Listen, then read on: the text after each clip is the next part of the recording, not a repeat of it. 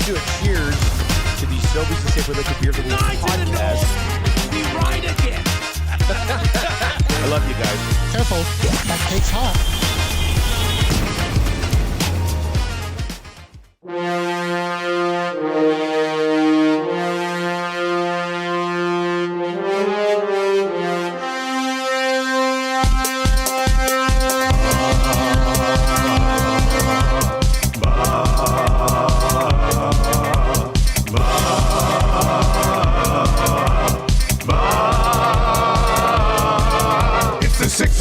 Check-in, come on, let's go.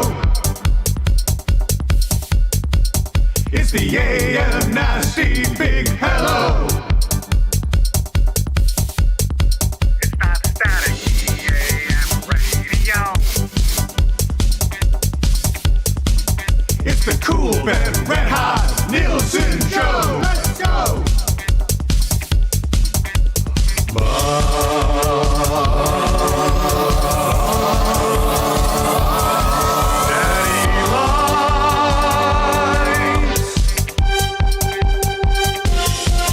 Everybody tuning in, even my wife. Mommy likes too. And those Macromala intros are cutting like a knife. Hey, it's Mitch texting in, he's your dealer for life. Let's crack a 6 o'clock and lager with some sirloin bites.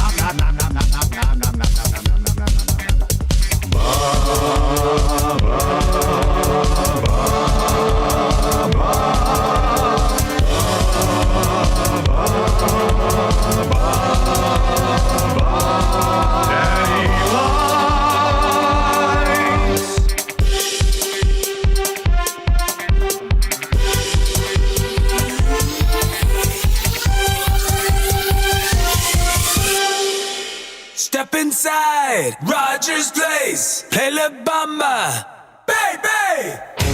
Play the mama, baby.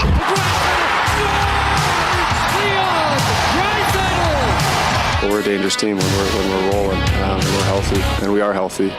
Cup is on the line, baby, come and get it done. 16 wins, yeah, they're going on a run. Looking to advance, going deep in the dance. Hop on the bandwagon, let's hear the fans. The fans. Special place to play, honestly. So much history, these fans.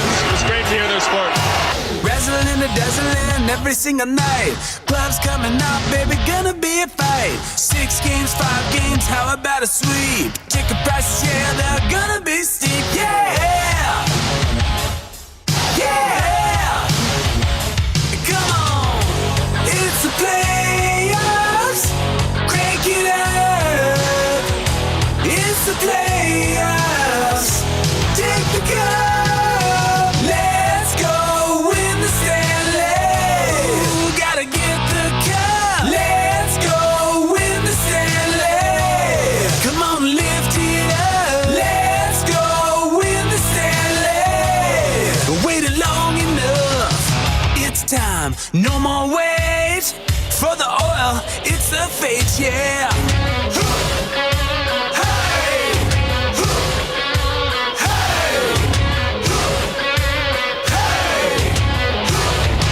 Listen, first gear, second gear, third gear, go. McDavid 97, he's a one-man show. Draisaitl, Iverson, gotta love the nude. Bush, Skinner, and Picks need to be huge. Be huge. Be huge. They gotta squeeze a little, squeeze a little, squeeze a little more. Get the bottom 6 to find a way to score. One time, overtime, gotta find a way. Jam-packed moss pit going insane. Yeah! Yeah! Cheer a little more. It's the playoffs. Crank it up. It's the playoffs.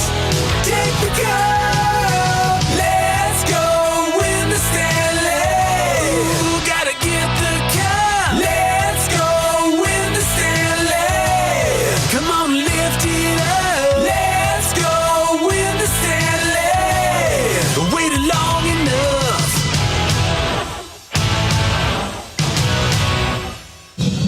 Try.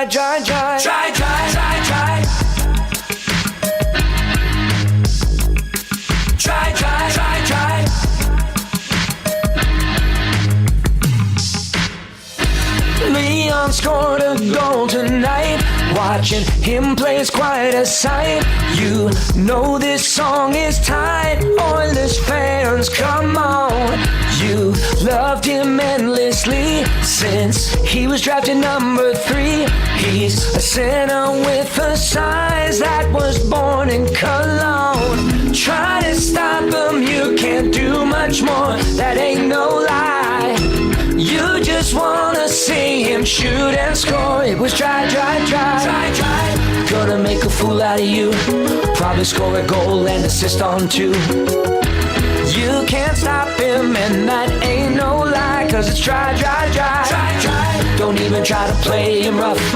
Leon is a German, so you know he's tough.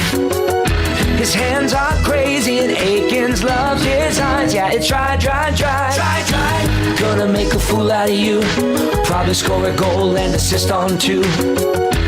You can't stop him, and that ain't no lie. Cause it's try. Don't even try to play him rough. Leon is a German, so you know he's tough. His hands are crazy and Aikens loves his eyes. Yeah, it's try.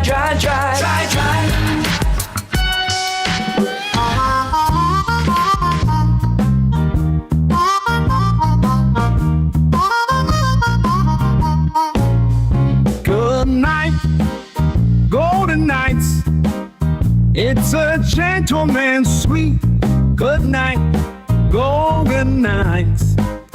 Cup and put you to sleep. You'll never be a winner, cause you can't beat Stuart Skinner. Good night, golden nights. Oh, it is so sweet. Good night, Paul Maurice and the Florida Panthers, hey? Maurice night, Paul. Night. Florida, 6:11. You are tuned into the Nielson Show, EdmontonSportsTalk.com, streaming on the iHeart and TuneIn radio apps. And, of course, for the visual on YouTube.com. If you are on there, hey, 12.6 subs. 12,600 subs. And what's our goal? What's the end goal here? What's the end game? It doesn't matter. Where are we going? Higher. Hit the bar, exactly. Ring those phones. Nice plane, no sec. Yeah, hey. Well, hey. Changing 100. Love to see it. Hit that like button. Pound the thumbs up. Do it for JMO. Do it for the oil. Changing 100. Do it for Draisaitl. Do it for Jake Wallman. Do it for Canada. Do it for hockey. 24 degrees for a high today. Cloudy skies. Sunny, though, in here. Sunny in your hearts, sunny in your minds. We're the day after the night before, and the night before was remarkable, right? You agree? You were talking about people taking yesterday off work. Yeah. With that overtime. Yeah, but it was would have been real nice. I know you don't know that it's going to happen, but you got the day off today. That's where do we want to start tasty this nugget conversation around? Well, it's over. It's over. Well, yeah, it's not. Well, no, it's not over. Trev, would you not agree? YouTube Trev here. Dave Jamieson in for Dustin Nielsen today. Yeah. Trev, jump up in the play, just like I know Jake you want Wallman. 5, but you might get 4. Yeah. Is it over? No. I mean, it's one game. They went to overtime that one. Yeah. I'm happy they came away with the victory. Oh, boy, am I happy. That is so awesome waking up this morning, being able to talk about an Oilers victory. First time leading against the Florida Panthers, which is just, music to my ears, baby. So it's far from over, but what a great start it was. I loved last night's game, everything about it. And we're going to talk about it here, I imagine. So, well, I know you wanted to get into the Major League Baseball skit. No, I don't want to go anywhere near it. We're only talking about this. I may no longer be in this game regularly, but I know a story when I see one, and there is nothing else more important than the game last night and the game we're going to see Friday. But we're going to get to Friday tomorrow. Yes. But we're going to break this down in some detail today. We are going to analyze this like pulling the wings off a fly. Yep. We're going to go under the microscope. It's going to be that very, very, very high vis setting. We're going to go in there and we're going to deconstruct the cell, the mitochondria of last night's game. Everything, shift by shift. And we've got the best brain power to do it today on the show, Dave. Do you want me to? I'm looking at you, and I know you're like, no, please. It's enough. No. I'm talking about the guests. Do you want to tell the people now, or do you want me to offer up my question that I'd like to chew on? No, keep that. Oh, that was the one you told. Yeah. That's a good one. I don't know. You could either pepper it into 3 questions to me. It's more of an opinion based, but we could save it for that. Or we could do that a little later. I mean, whatever. Okay. Sure. Nielson Show presented by South Fort Chevrolet. Drive a little, save a lot out in Fort Saskatchewan. www.southfortchev.com. You can check them out today. They do have a new, this month, for the month of June, employee pricing, Silverado 1500s and Silverado HDs. The Stanley Cup Final features the best teams, and they are featuring the best deals this month. EST also presented by Play Alberta. Dave, you got those codes again for somebody that wants to take a dive or take a sprinkle at playalberta.ca. Sure do, Eric. EST Casino. Deposit $20 or more to get a $50 casino bonus using promo code EST Casino. Usable for new and existing players until the end of June. Love it. We'll have Dusty Nielsen's early bird special. Got a chance to talk to him on the phone yesterday. He was heading out to the course.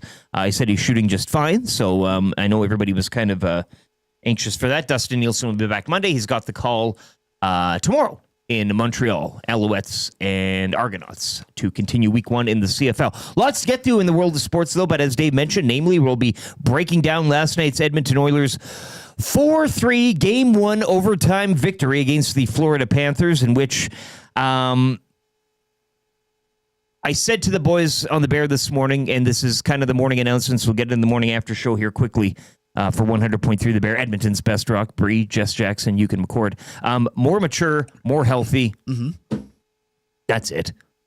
Deeper. Yes, but and that's for the health. Oh, you know what I mean? Better puck-moving defensemen, all this stuff. Klingberg, Wallman. Yeah. There's a bunch of layers to why this team is different. I'm going to say better. Hopefully a better result this year, but they are fundamentally different. Yeah. I don't know if you can argue that they're more talented than last year. We have these custodians of the Jan Marks. He's still around. He scored last year in Game 7, but the high end is offensive and producing, and that's fine. But when you got guys in the bottom like Podkolzin going around hitting, a lot more physical, a lot more knowing what it takes to win hockey games at this time of year. Not everybody needs to be potting them in. And then you get calm, cool, collective goaltending from a Stuart Skinner who, much like last year's postseason, a story of, Pickard coming in, doing a bit of cleanup, and then him taking the net back. It's unorthodox, I guess, when you look at goaltending and saying you got to ride with one guy. But, we'll have his postgame coming up here as we make our way through hour 1. Bit of a different menu on today's show. But he's got no pulse. No. He has no pulse at all. Well, but that is not atypical of goaltenders and good ones. There's the odd exception, right? The Binningtons of the world. But Skinner, that's how he, at his best, that's how he acts on the ice and off it. Yeah. And even if unflappable. Even when facing turmoil or in a hot spot. Mm-hmm. And I know Luke Gazdic, one of our guests this morning, was waxing poetic on him last night during the postgame. As he should. We will have Luke, just to set up the show, as I mentioned, a few things getting switched around today. We'll have your morning after show coming up in and around 6:30 today. The Fan Zone for Fans First as well at around 6:40. We'll be getting into a lot of postgame from last night. Stuart Skinner, Matthias Ekholm. Who else is Trev? McDavid and Draisaitl. Yeah, so the two big guns. And, of course, the Viking and Stuart Skinner. 7 o'clock, usually reserved for our hockey insiders and analysts. We're going to be doing kind of easy trivia and 3 questions too many in that spot this morning. So if you want to go to Mr. Mike's, we're giving that away a little earlier today. The Play Alberta Early Birds, 7:20. I got beef for Corey the Butcher and Acme Meats. So if you have any beefs, I don't know how you could have any from last night, but maybe you do. Maybe you're at the game. Maybe something happened. If you were at the game last night, text in. We'd love to hear your stories. I know Atif was out there spinning figure eights in his wheelchair. He had the gloves on last night. Stanley Cup time. You put the gloves on. He's coming to play. I already got some audio from him as well this morning. Dave, you pre-heard that. Is there anything you want to clean up in there? Well, cut or I need another listen to Atif's effort last and then night. Another drink after probably. Yes. Reid Wilkins, you know him from the Reid Wilkins Show, 3 to 6 here on EST. He'll be by at around 7:45. Then at 8, it'll be Luke Gazdic from Sportsnet, working the late shift last night. So he requested and we delivered. He'll be on at 8 o'clock. More of a business hour there. 8:20 fired up, and then at 8:30. I see we have a chair and another mic set up. We will be having a very special in-studio guest on the program today. Any we don't get. I shouldn't say we, like I'm part of the team formally. You don't have many live guests, do This you? is usually for Beer of the Week, which God bless that segment. And we have lots of interesting brewers and brewettes that come in here. And yes, that is no disservice to them. Yeah, but to actually have a person on the hot stove panel. And somebody I can take in town to cover this. Yeah. One hint. Friends down south. One hint. Well, we might drop some hints. They'll be walking down from the DoubleTree down the street here. Love it. A live interview with a live human. Hey, I mean, we got it all here. We got it all set up. We might as well use it, right? It's going to be good. Any guesses, you can chime in. Paris Jewelers inbox, 780-218-9999. Shop a huge selection of engagement rings, wedding bands that are on sale. Flexible payment options such as do not pay for 1 year. Shops in West Ed, Kingsway, Londonderry, Sherwood Park Mall, and say Albert Center, or online parisjewelers.com. Diving into the inbox today, I'm sure it's going to be a merry affair. Hey boys, I won kind of easy trivia like 2 weeks ago. Haven't been able to grab due to work hours. Do you have it left? Yes. If you win prizes on the station, we've got it all cataloged. It's all in a big spreadsheet that Matt Iwanek looks after. All the prizes are locked away by key in his desk drawer. You're all good, Twiz. Come on by anytime. Doors open. Identify yourself, and we'll hook photo you up. ID necessary, correct? Yeah. Edmontonian in Ontario. Gentlemen, TSN Toronto Radio telling listeners this morning the Leafs don't have the balls to play big boy hockey like the Oilers and Panthers. It went over about as well as you'd expect. We did chime into a little TSN 1050 when the Leafs got bounced. It was quite the day. They still do open lines. So, nice. Well, they're lucky they've got a TSN station still alive there. So is that like today's hot take this morning from, I'm guessing it's Korolnik, right? And Koliakovo and Cause, the morning zoo out there? Sure. Well, the way the Leafs are constructed now, I don't think that that's necessarily a wrong comment. No, not at all. And if your bar is the two teams still standing, Edmonton and Florida, no, I don't think the Leafs are on that level. Please attach your name to your text as well, 780-218-9999. 2 suites and a pod, what a line. The Lou Dort report says Lou Dort finals MVP agenda begins today as well. I mean, we do have the finals to get to. We'll get to that. We'll get to that. This is our priority today. This is the priority. Our promise to you. Let's dive into the morning after show right now. That was morning announcements for 100.3 The Bear.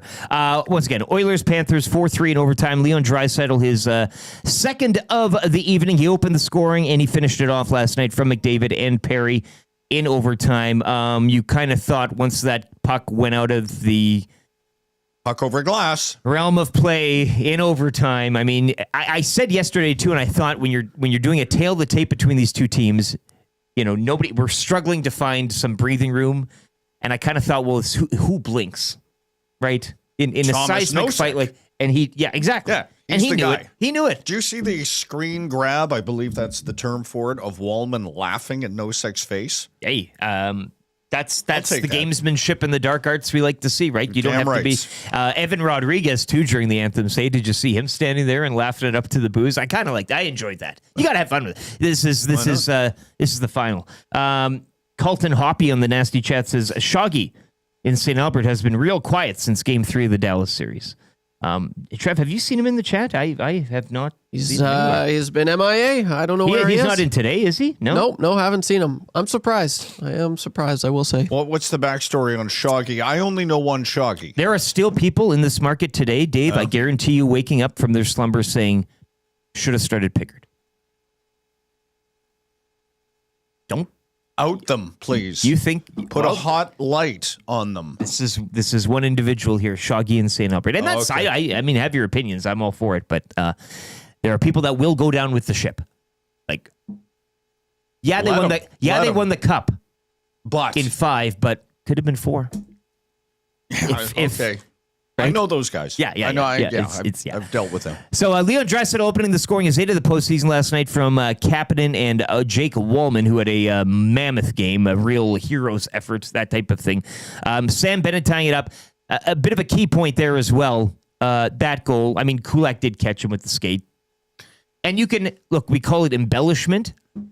If you feel contact, you go down. That's what he did. I've seen Oilers players do it in the crease as well. That's just part of the game. Well, yes, it is. I'd like to see it again a couple more times.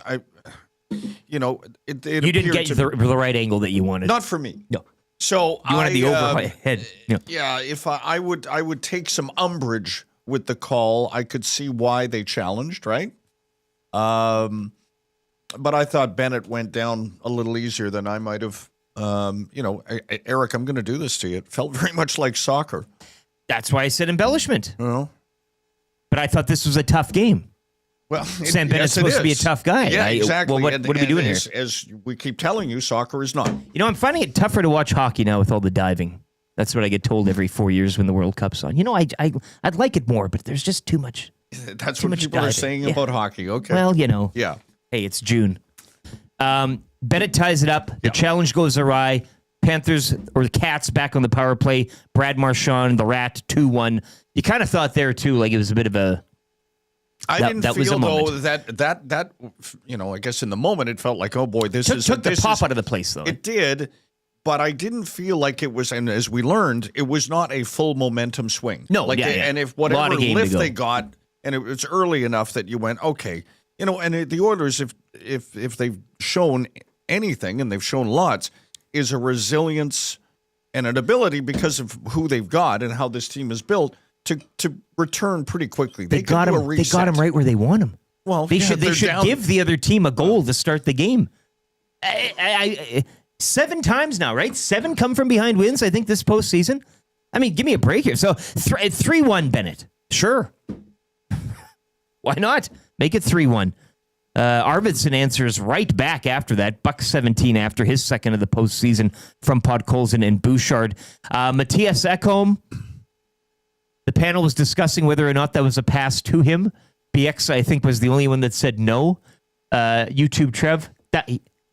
Dave-O was looking for X, was he not? I like to think so. That the puck had air there. It was a sauce. It was going to he was avoiding. I like to think he was trying to avoid the traffic in front, straight to Ekholm. That was my opinion. I listened to post game as well last night, and Cass kind of sided with Bieksa. Those are 2 former NHLers. So yeah, it's tough to argue. I just like to think, it's Connor McDavid. He's the best in the world.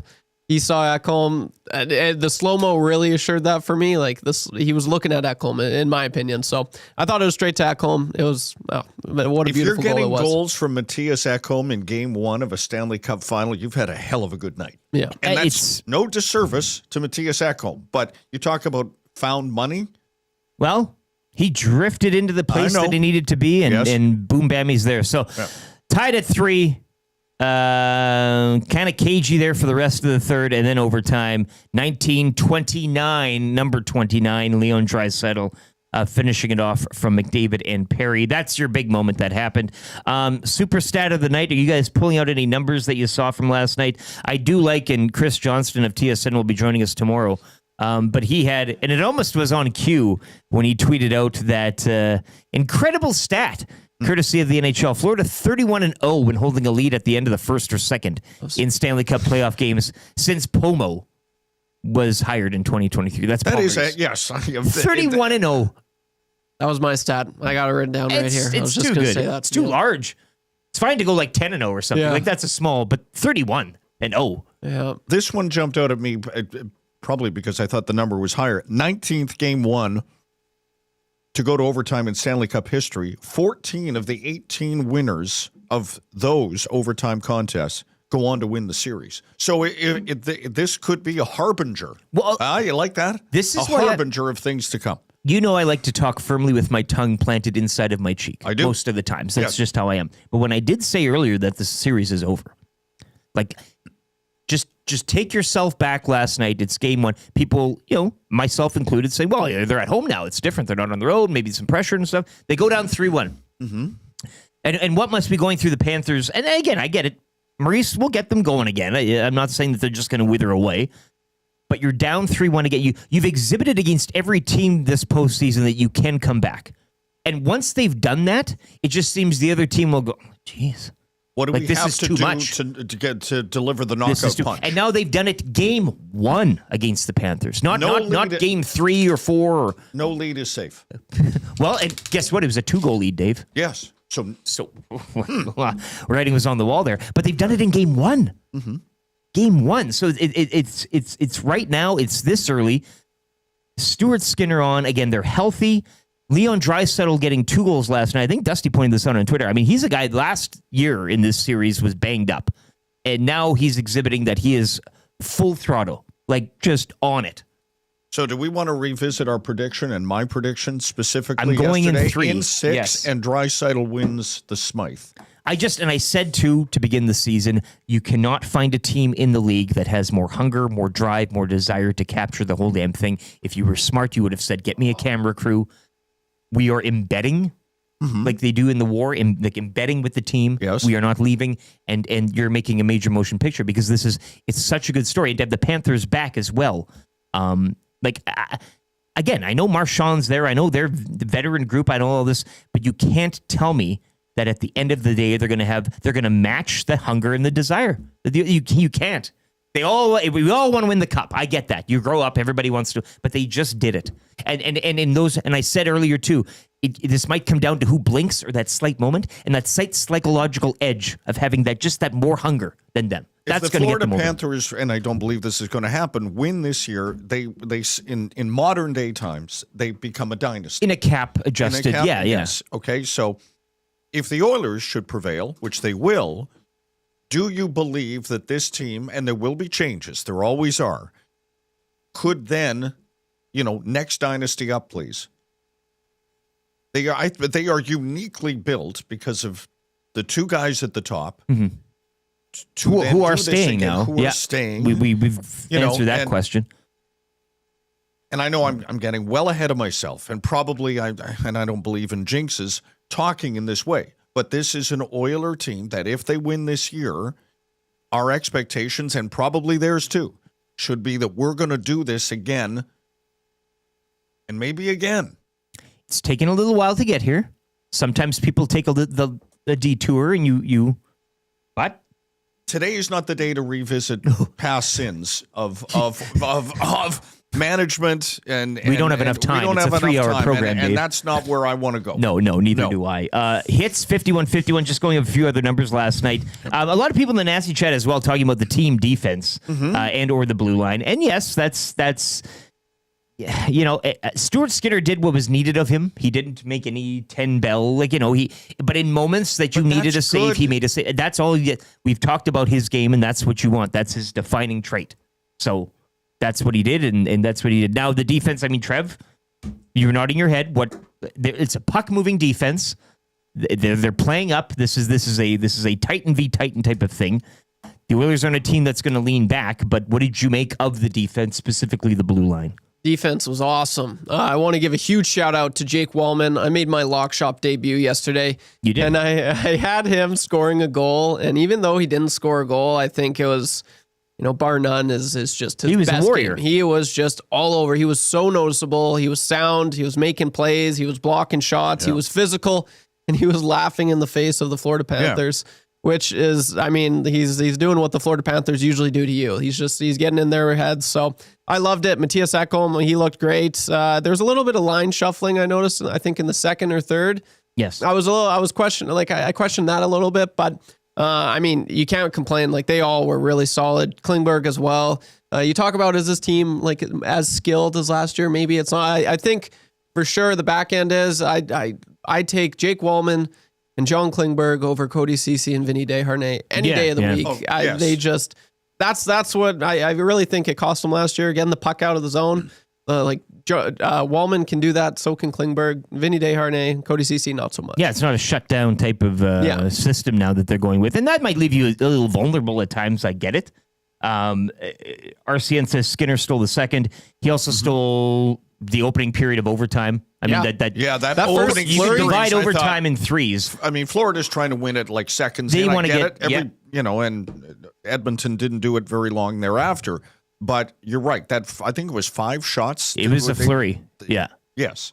So he withstood that. They withstood that, and were able to. The Oilers cranked it up midway through, and then I thought the Panthers were getting ready for another push there as well near the end. And it's funny too. They mentioned on the broadcast this whole team skated early yesterday. They're on Eastern time still. They got in the day before. they played till whatever hour of the night Eastern time last night. Like that's a full day. No, they don't get overtime pay like a regular job. Like you're out doing your job, you get overtime for this when you stay and go in the hangout and stuff. But they don't. This is just work. And Eric, you're playing for the love and the bonus, and of course the cup. Yeah. You're not getting paid at this point. Wallman, outstanding comment on Wallman there, Trev. He's my 4th star all day, all night long. The 3 stars, though, last night, just to go over them quickly here in-house. Leon Draisaitl, obviously. Sam Bennett, a pair of goals as well to his name, and Kasperi Kapanen with a pair of assists. Thought he had it there on the breakaway. And I was tempted, as everybody does when overtime looms and everybody goes on X and they type a name, hey, who are you going to pick? My dog took a crap in the park and it looked like, however you get to where you want to go with whatever player you chose, I was going to type out Kapanen. You just had a feel. I had it in. I put it in a draft. It's a draft tweet. Just his name, just Kapanen. Yeah. But that breakaway he had. I mean, that was. But Florida, I don't know if it was Friedman in pregame or was it in one of the intermissions said, the Florida will give up the long pass. Yeah. They will because of the way they play. Yeah. So, be alive to the fact that Edmonton is probably going to get some opportunities. Yeah. I look, this is, I think when you canvass the opinion of the neutral last night online, everybody's like, give us more, give me more of this. Like when you're involved emotionally, it can be tense and you're like, no, don't. But imagine watching this with no horse in the game and just sitting down and this is the product. Fabulous this hockey. is the product the league wants and needs for its viewers and to capture people because you'll take this any day of the week.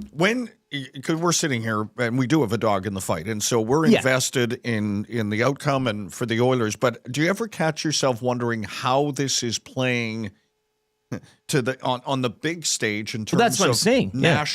International interest in hockey? Well, and we had the same thought about the Pacers and Thunder, which tip off tonight as well. I mean, you're going to get good basketball to a purist, sure, but does it grab the guy on the street or the gal on the street to kind of say, hey?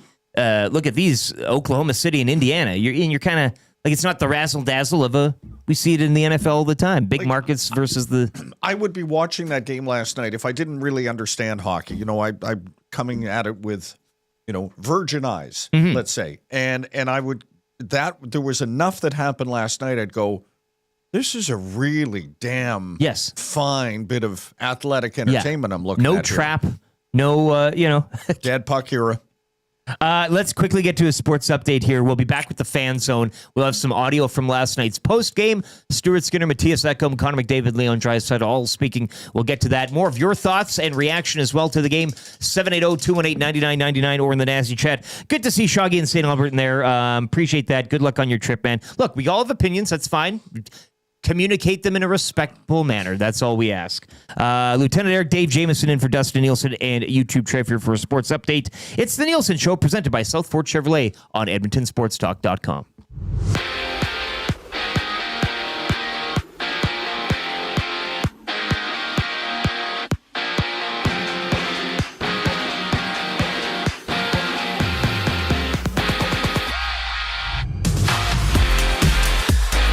The Edmonton Oilers take Game 1 of the Stanley Cup Final. 4-3 is the score, all thanks to Leon Draisaitl overtime winner. Game 2 goes Friday. Game 1 of the NBA Finals takes place tonight as the Pacers hit the court in Oklahoma to take on the Thunder. Tip-off for this one goes at 6:30. The CFL season is back with the clash between the Red Blacks and the Rough Riders in Regina. Game starting at 7, and the Elks kick off their regular season Saturday night at BC Place. Opening round action is underway at the Canadian Open. You got Chad Ramey, who's alone at the top, -3 through 6, and Canadian tied for second, Nick Taylor, -2 through 3. In the majors, Alejandro Kirk wins it for the Blue Jays with a 2-1 walk-off home run to take Game 2 of their 3-game series. The Jays and Phillies finished off that one earlier today. First pitch going at 1:07, and the Edmonton Riverhawks remain undefeated with a 9-1 win over the Victoria Harbor Cats. That series concludes later tonight at 7. The Energy City Cactus Rats fall to the Brooks Bombers. 6-3 is the score. The Cactus Rats hit the mound later today against the Lethbridge Bulls. First pitch at 7 as well. I'm YouTube Trev. Can I get a win, ya?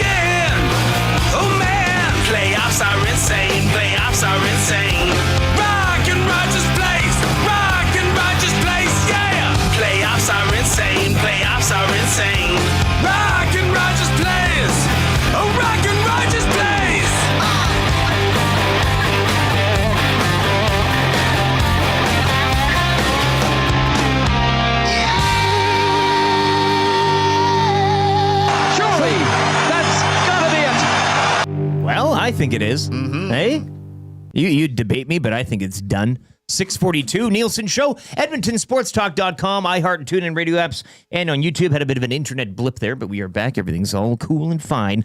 Dave Jamieson in for Dustin Nielsen. He'll be back Monday. He's got the call tomorrow in Montreal, Alouettes and Argonauts, as week 1 in the CFL will kick off tonight in Regina, Rough Riders and Red Blacks. YouTube Trev, you heard there on the sports update as well. We're going to get to a little post-game audio from the Oilers locker room. Last night's 4-3 overtime win over the Panthers, taking game 1 of the Stanley Cup Final. And we will do that right now in the fan zone for fans first. By fans, for fans, no fees. Get your tickets for the Oilers Cup run at www.fansfirst.ca. We've already had some outstanding testimonials from people who've used the service over these playoffs. And if you did make it down there and you'd care to share, let us know. It's a great service, better than all the other ones, as told by nasties out there. So, yes, we've been recapping the game. Your thoughts as well, 780-218-9999. Paris Jewelers inbox or in the nasty chat. But as promised, let's get to a bit of this post-game audio. We're going to start here with Stuart Skinner, who had a mighty fine night when called upon. Nothing too Dominic Hasek-esque, but it doesn't need to be for Stu and for this Oilers team. Stuart Skinner making 29 saves on 32 shots faced last night. That's a 906. 906 save percentage. Let's hear from the man who minds the net for Edmonton. Game, one of those situations you kind of feel like it's pretty difficult to give up any more goals, knowing that your team does have the ability to come back. Yeah, I mean, that's exactly it. I know that these guys have it within themselves to come back from a deficit like that. It's hard to score goals in this league, so I knew that. Again, it's my job to give the team a chance to win. I was able to keep it at 3, which is obviously huge. And I mean, you got to give a lot of props to Bob over there too. He's made some fantastic saves, especially in overtime. Steve, you made some big saves yourself in the third, and then to start the overtime. Do you feel like you're getting more comfortable as the game kind of progressed? Or? Yeah, I felt comfortable right from the get-go, to be honest. I know, obviously, quick 2 goals for them, kind of in the midst of a few minutes, but I felt good right from the get-go. Yeah, so just comfortable. Yeah. You've been waiting for this to start for a long time. Tell us about the opponent. Is that opponent largely different than the opponents you've seen so far in the playoffs? At the J-Dub? It's hard to say. As series go on and on, it's a lot more grind. It's a lot more board work. It's a lot more pucks to the net. You know, I mean, especially when we're going in overtime, you know, there's a lot of hockey that's played and a lot of hockey to be played. So that's really a tough question. Everyone gives you a little bit of differences because they're just a different team. But overall, we know how we need to play in order to be successful. You've seen Connor. I want to ask you a question. Just them stepping up. They win a game with this guy. Oh, that was huge. Yeah. Obviously, the timing of it too. Minute left. Yeah, I've seen them do it many times. I'm sure, hopefully I'm able to see them do it a lot more. But I'm curious, you guys go down last year. What does it do for your confidence this time around to draw first blood? Yeah, I mean, it's huge. Obviously, when you look back at it, if we get one win, you know, right away, it's a completely different story. So I think the way that we, you know, showed up right from the get-go, and the way that we continued to keep on going, even though we were down by 2. You know, that shows a lot of character by us. Talk a little bit about Leon's game. Sorry, I'm gonna take yours here. Nice to see Ekholm back in the lineup in front of you. You know, thought it was on his game tonight. Yeah, he was moving the puck fantastic tonight. Smart plays, especially when we were getting hemmed in there. I mean, smart player. He's a huge part of our defensive core. He's got his hands in the air like this. Yeah, I mean, he scored the game winner. He does a lot of those in overtime. Yeah, no, absolutely he does. He's a huge part of our team. He really slows the game down. He's got a lot of patience. The way that he reads the game. I mean, his IQ level, I think, is just absolutely incredible. What's the emotions like when you see the puck go in? You know you won the game. Yeah, the emotions are high. You're feeling really good. You're obviously ecstatic to get that win, especially in overtime, especially with a minute left, because you know double overtime is just, you know, going to continuously get harder and harder and harder. So the way that we were able to finish it in a timely manner is massive. So I mean, you saw that in our faces when we celebrated. Steve, you guys talked a lot about before the series that kind of had a different feeling leading into the series than last year.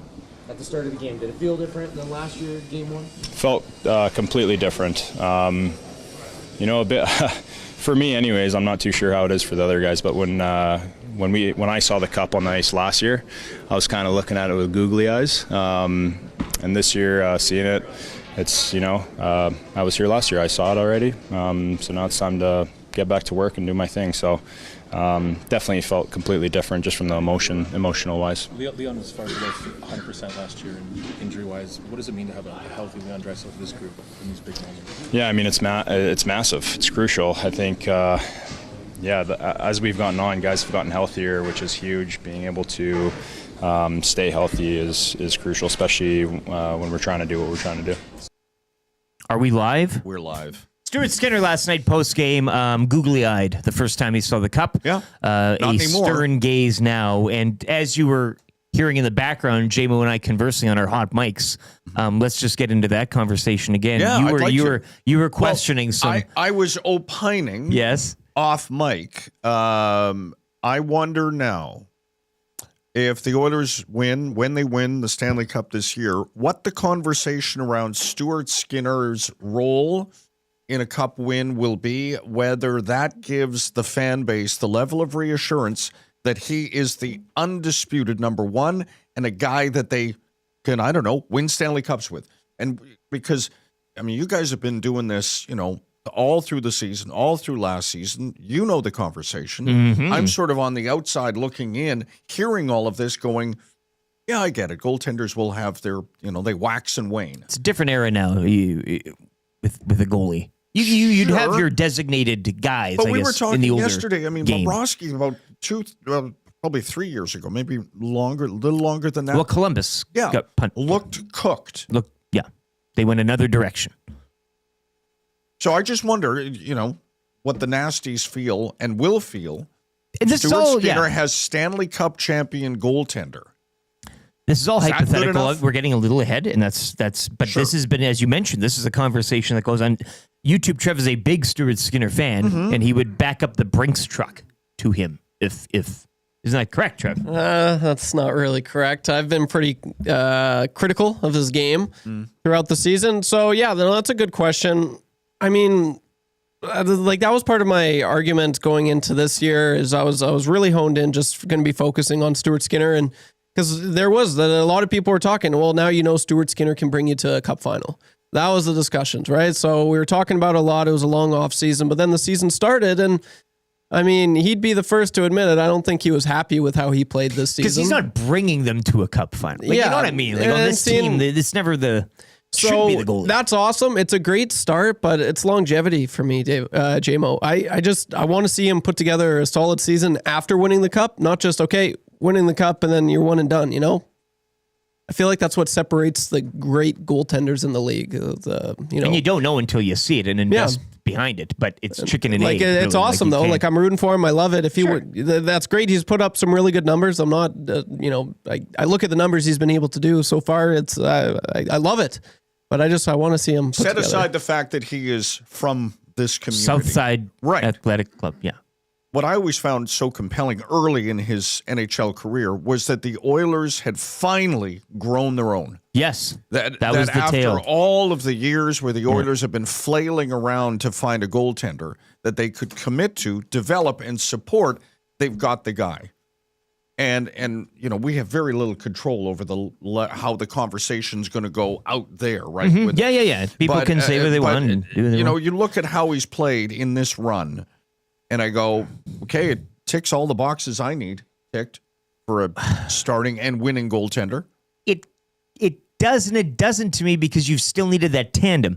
We've professed, and Gager's gone over this. They have the best 1-2 punch in the league in terms of Skinner and Pickard and how they play. Pickard has had an outstanding season in terms of numbers. He's been great when called upon. Sure. Stuart Skinner has had his moments, but he does exhibit a bounce back quality. Specifically in the postseason, we saw that last year, and we're seeing that this year again in terms of the longer view and in terms of this entire cup run. You know, not as good first, and we said too that was partly attributed to team defense. The team wasn't as healthy as to where they are now. Frederick Kane, they were all coming. Everything was kind of building up there. But you needed Pickard. He came in. The reliever came in, took up some time. and I think they mentioned too on the broadcast last night that now Skinner goes back, talks with Schwartz, they regroup, they reset. Now he comes in with a chip on his shoulder. And the way he's mentally built, that's maybe the best way to have him. So is he, in knowing that all that and saying that, is he a true 1A where you say, hey, we want to re-sign you, you've won, so you'll demand some money. Here's the money. But oh yeah, you're going to have these moments again where you can't be leaned upon, continually. So I'm wondering if when you're investing money in this team, I've never wanted to go get Gibson. I don't think they need a true, the Hellebuck. So that's not how the team is built. You're going to outscore people. You just need a guy in there that's going to do his job when called upon. Doesn't need to be flashy. Doesn't need to be all-star caliber, I guess you could say. Or I've always sort of, in thinking and talking about goaltenders, I will take a consistently high level of good, not necessarily flashes of great. Okay, give me something of whatever the level you deem necessary to win games and win important games in the NHL. Connor Hellebuck, despite what's happened to the Winnipeg Jets, I don't lay it entirely at his feet, but in this season or this postseason, a lot should land at his feet, and he is acknowledged as such. Yeah. Is Stuart Skinner yet on the level of a Connor Hellebuck? No. But Stuart Skinner is one of two starting goaltenders left standing. And he's 26 years old.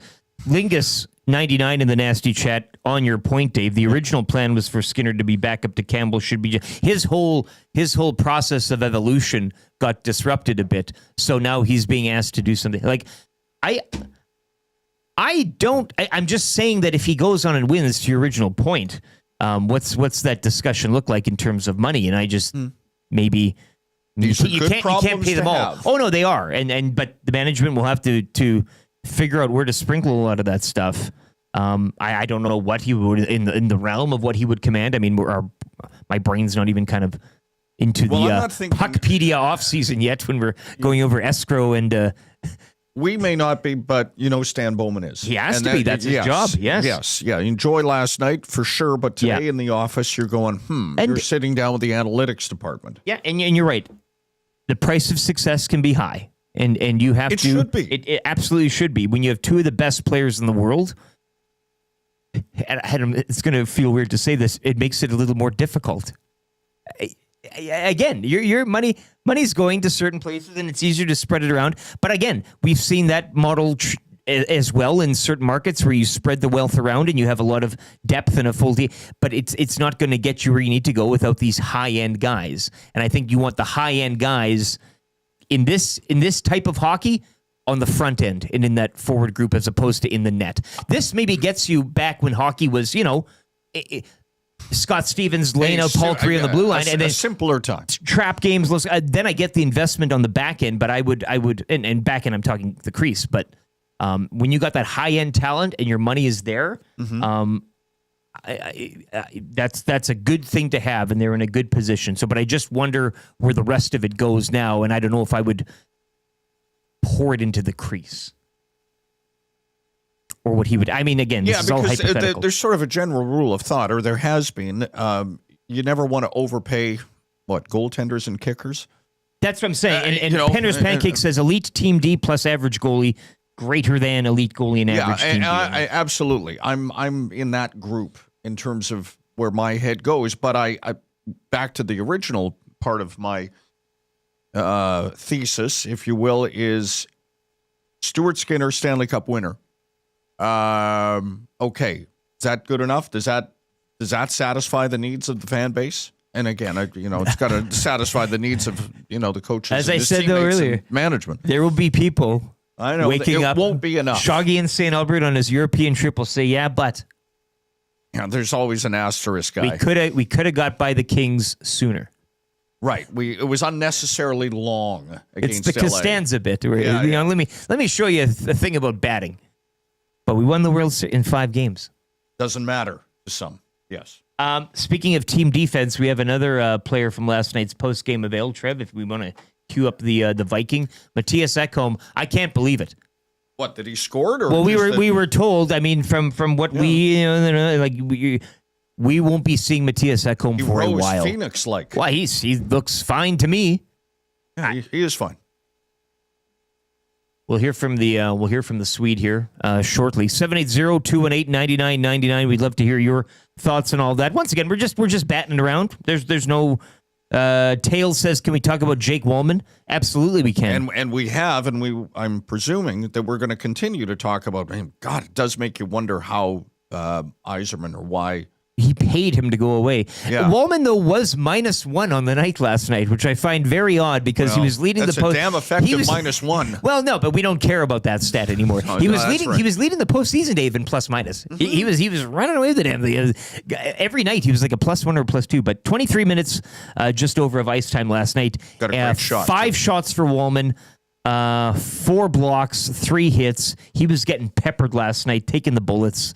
A very Warrior-like performance. Another Warrior on that back end, Matthias Ekholm. He had the game-tying goal, +2 on the evening, 25 minutes of ice time, 4 shots and a pair of blocks. Let's hear from him last night post-game. Guys, this year, you'd seen it before, right? It was a much different feel. Was that the same way for you and the rest of the team? I think so. I think we're more experienced, obviously. I think those are the little details that makes you can stay calm and not get too excited about something that you have a lot of work left to do, right? So happy with the way we played tonight, happy with the focus. I thought we never deviated from the plan, and obviously got a big OT win, but it's about flushing this tomorrow and then get back to work. What was it like in the room here after 2 periods down 3-1? What was the main message? I think just keep going. I think we thought that there was a couple of goals there that we easily could have prevented. So at that point, I thought we were playing okay. Maybe that second period wasn't the greatest from us, but we know that this team always with the backs against the wall usually shows up, and we did it again tonight. Leon was far below 100% on the final last year. What does it mean to have a healthy Leon Draisaitl this group? I mean, yeah, we don't win the game tonight without him, so that tells you that story. He's one of the top 2 guys, obviously, on our team and maybe in the league. They're phenomenal out there. You saw the plays that they were making on a couple of goals tonight. So he just looks very confident, very, very comfortable, and he's doing his thing. Matthias, after getting down 3-0 to this team last year during the Stanley Cup Final, how important is it to get this first win and just kind of, get the lead in the series? It's always important, I guess. Yeah, it really is. Not to knock down your question, but it's. I mean, I know what I would have said if we lost in overtime. It's that tight of a game, right? Like, it's not like we dominated them or they dominated us. I think we maybe deserved to win tonight, but they're going to flush it. They're going to come back better for game 2. So do we. Doesn't really matter. It's one game. We're just going to have to keep focusing on the task ahead. We know we got 3 more wins to go, and it's going to be a battle. What did you see on your goal, Matthias? How did that play out? I just kind of saw it was a nice play by Cappy there, back to Connor, and when he comes low, guys usually tend to keep their eyes on him, so try to sneak down on the backside. I don't know if he sees me or not, but great pass. I mean, he puts it on a platter for me. It's kind of one of those I have to score. What was it like to play in overtime in the Stanley Cup? It's you just gotta focus, really. Like, you can't think about the magnitude of things, and that's just gonna serve you no good. It's you go out there, play it as normal, and it's all those little details, like it's, a puck over the glass that kind of ends it for us, and not to take anything away, but when you get a power play, that's a huge opportunity in overtime. So it's such a territory game. I feel like it's almost like when they're pressing, it's hard for us to get out, and we tend to ice it, and when we're pressing them, it's kind of the complete opposite. So that territory battle is going to be huge coming down the stretch in the series. You talked about neither. There you have it. That's Matthias You don't Ekholm. cut off Pierre LeBrun. We have to draw a line in the sand there. Yeah. We do have a clock that Maddie requires us to follow. Not as maybe perhaps strictly as the other place, but yes, I do my best. 7:01. Once again, that was Matthias Ekholm there last night post game. He had a goal, the tying one. Looking good. Looking like he hasn't. He's missed a few beats, but maybe that kind of helped him to be where he is now. They only care about the Cup final. Load management, right? That's an old, may I borrow a term from the NBA? Oh, I wish you wouldn't. Yes, I understand. Yes, load management. It is probably never come to hockey fully. But we don't And want to. lots We'll of call it people- something else. We'll call it. Yes, I'm sure we'll have a different term for it. But look for what it's allowed him to do and slow roll the comeback. And I said to you guys while we were listening to Ekholm, his scrums are must listen for me. Like, that is a thoughtful dude, great hockey player, and I still don't know how the hell they got him on an extra. We had the two best Oilers scrummers there in Skinner and Ekholm. Oh, yeah. I would think, right? I mean, yes, I think. Yeah. Unless, like, you put Kapanen in there, maybe he's got a routine. We just haven't seen his game. Can you imagine? He brings props. I was not to the- familiar with your game, Sure. Kasperi. That does it for the opening hour. It is the Nielson Show presented by Southport Chevrolet. Dave Jamieson in for Dustin Nielsen for the week. Dusty will be back Monday. YouTube Trev here as well. And Lieutenant Eric. Okay, hour number 2 is going to look a little different than normal. Luke Gazdic of Sportsnet will be joining us at 8. He was working the panel late last night. So what we're going to do is we're going to have kind of easy trivia coming up next for Mr. Mike's. So if you want to play, get in early, 780-218-9999. Say, Trev, I want to play, and he will pick one of you to play. 780-218-9999. Mr. Mike's kind of easy trivia. 3 questions too many as well on the way. Then we'll have Dustin Nielsen's Play Alberta Early Bird Special for Play Alberta, the presenting sponsor of EST. I Got Beef for Corey the Butcher and Acme Meats. And Reid Wilkins, you know him well. Reid Wilkins Show, 3 to 6 here on EST. He'll be by to round out hour 2.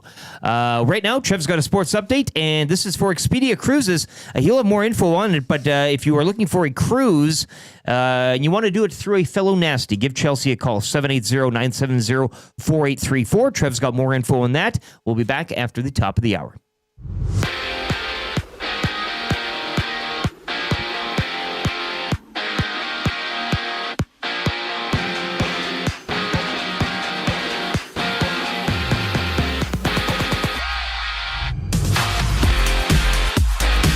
The Edmonton Oilers take Game 1 of the Stanley Cup Final. 4-3 is the score, all thanks to a Leon Draisaitl overtime winner. Game 2 going Friday. Game 1 of the NBA Finals takes place tonight as the Pacers hit the court in Oklahoma to take on the Thunder. Tip-off for this one going at 6:30.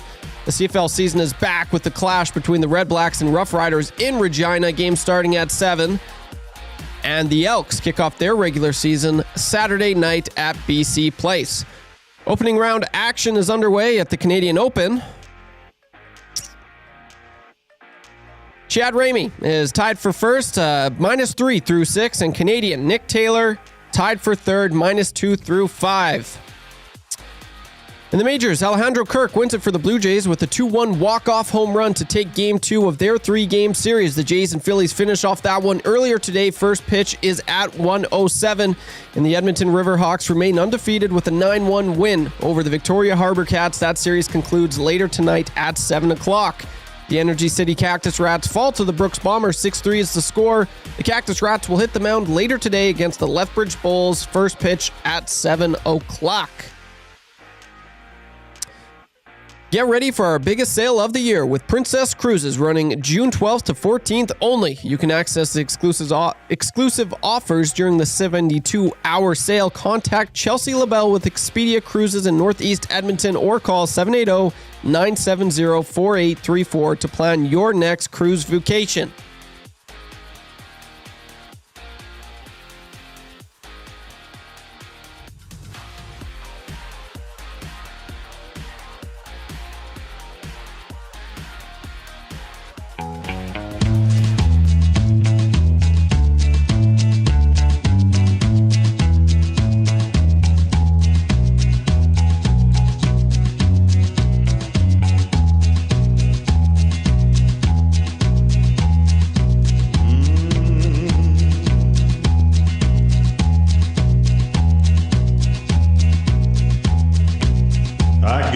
Big shot off this stick of mine. I keep those lanes wide open all the time. Draisaitl setting up shop, McDavid's flying. I'll hit the twine when I walk the line.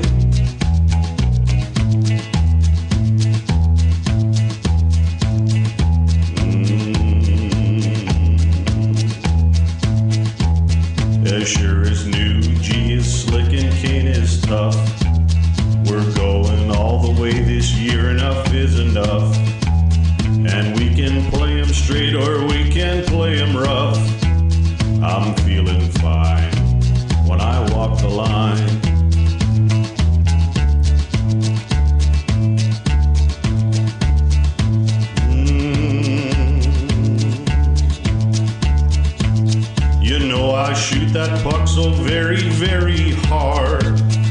name on the back of my jersey says Bouchard. And we're gunning for first place, not a wild card. I'll hit the twine when I walk the line.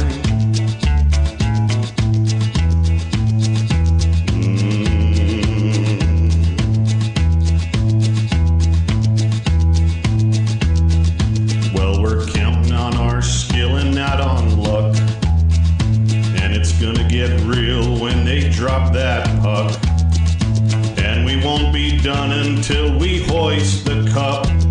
I'll hit the twine when I walk the line.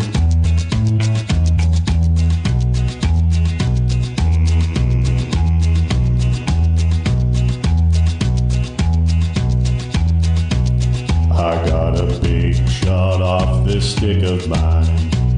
I keep those lanes wide open all the time. Draisaitl setting up shop, McDavid's flying. I'll hit the twine when I walk the line.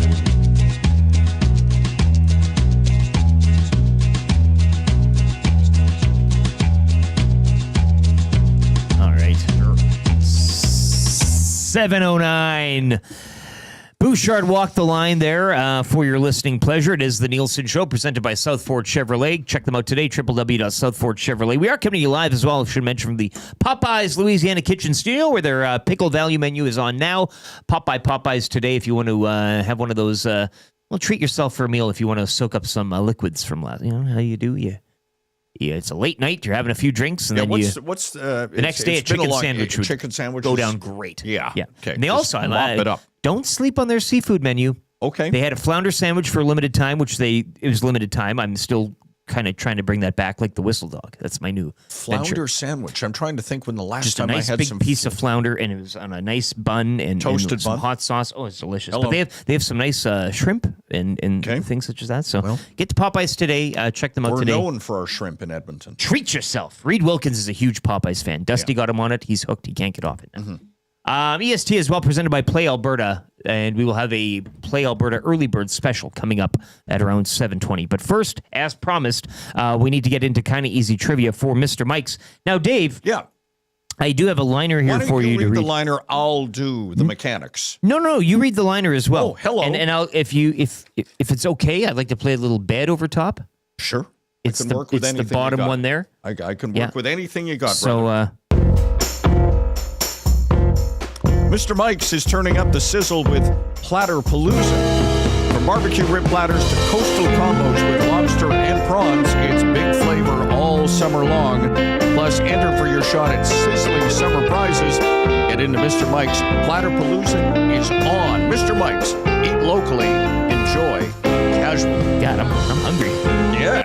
Yeah. You got to sell it. It's you. You got to sell it. Yeah.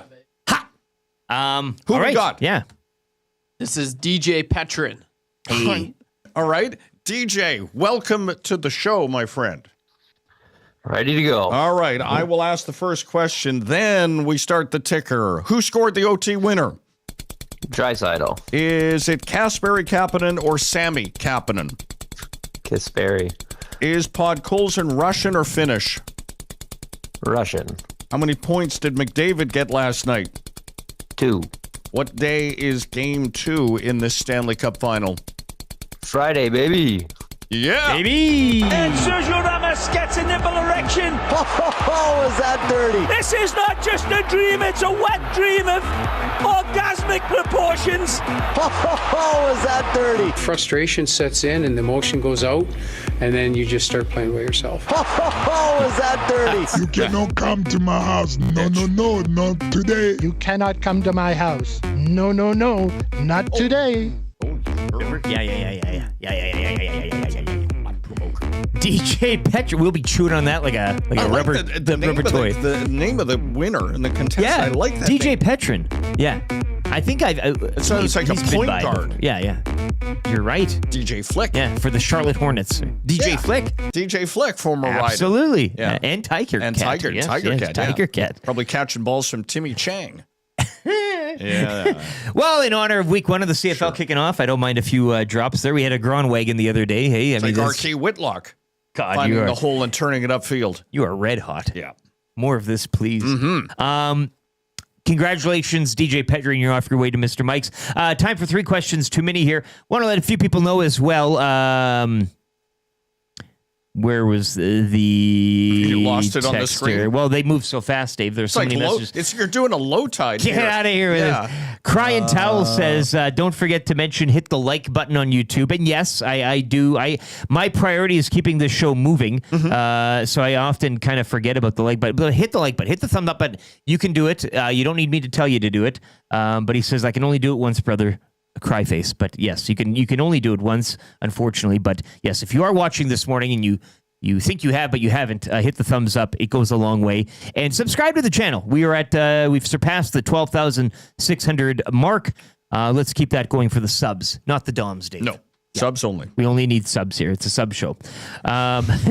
3 questions too many, brought to you by the great staff at Park Mazda and its dealer principal, Mitch Lewicki. Check them out today. Park Mazda, your dealer for life in Sherwood Park or online, parkmazda.ca. Social medias, where can people find you? Oh, at the Dave Jamieson. Yes. On the X. And infrequently and not particularly well done on Instagram. Yes. And you can follow Edmonton Sports Talk as well at YEG Sports Talk on the X. Like the ZZ Top. Yeah. Said Top. Edmonton Sports Talk's on Facebook. It's on Instagram. It's on the TikTok. And, of course, if you are not watching yet, go on to the YouTube. Subscribe. Hit the like. Do all that. Trev, where can people find you? Yeah, YouTube_Trev on Twitter or X, whatever you want to call it. Sure. Yeah, give me a follow. And on Instagram. Yeah, well, you don't really like that. So you keep that tight to breast. Yeah, I think so. Well, because that was my confession 2 weeks ago, and I still haven't got to it. Like, I'm trying to get off the social medias. Yeah, right. What? Wait a minute. You make your living on it. Well, how are you going to get off it? He's watching the girl. I watch the too much. I spend too much time on there. Oh, that's why, like, Twitter, X, like, it is a little bit of that is work related, but Instagram isn't. So I'm trying to get off that. It's corrosive. And TikTok. I spend too much time on there. Oh, the TikTok. Yeah. It's not grape. Great. Not very grape. Yes. Yeah.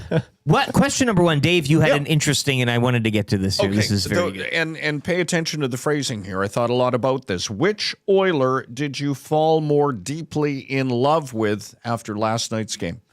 So again, just which Oiler did you fall more deeply in love with after last night's game? Presuming, of course, you love them all. Yes. But last night, that player in question took it to another level, and you went, damn. I don't know how my wife and a lot of women out there could love Leon Draisaitl more than they already do. But after last night's 2-0 performance and overtime winner, to send them to bed, that could be.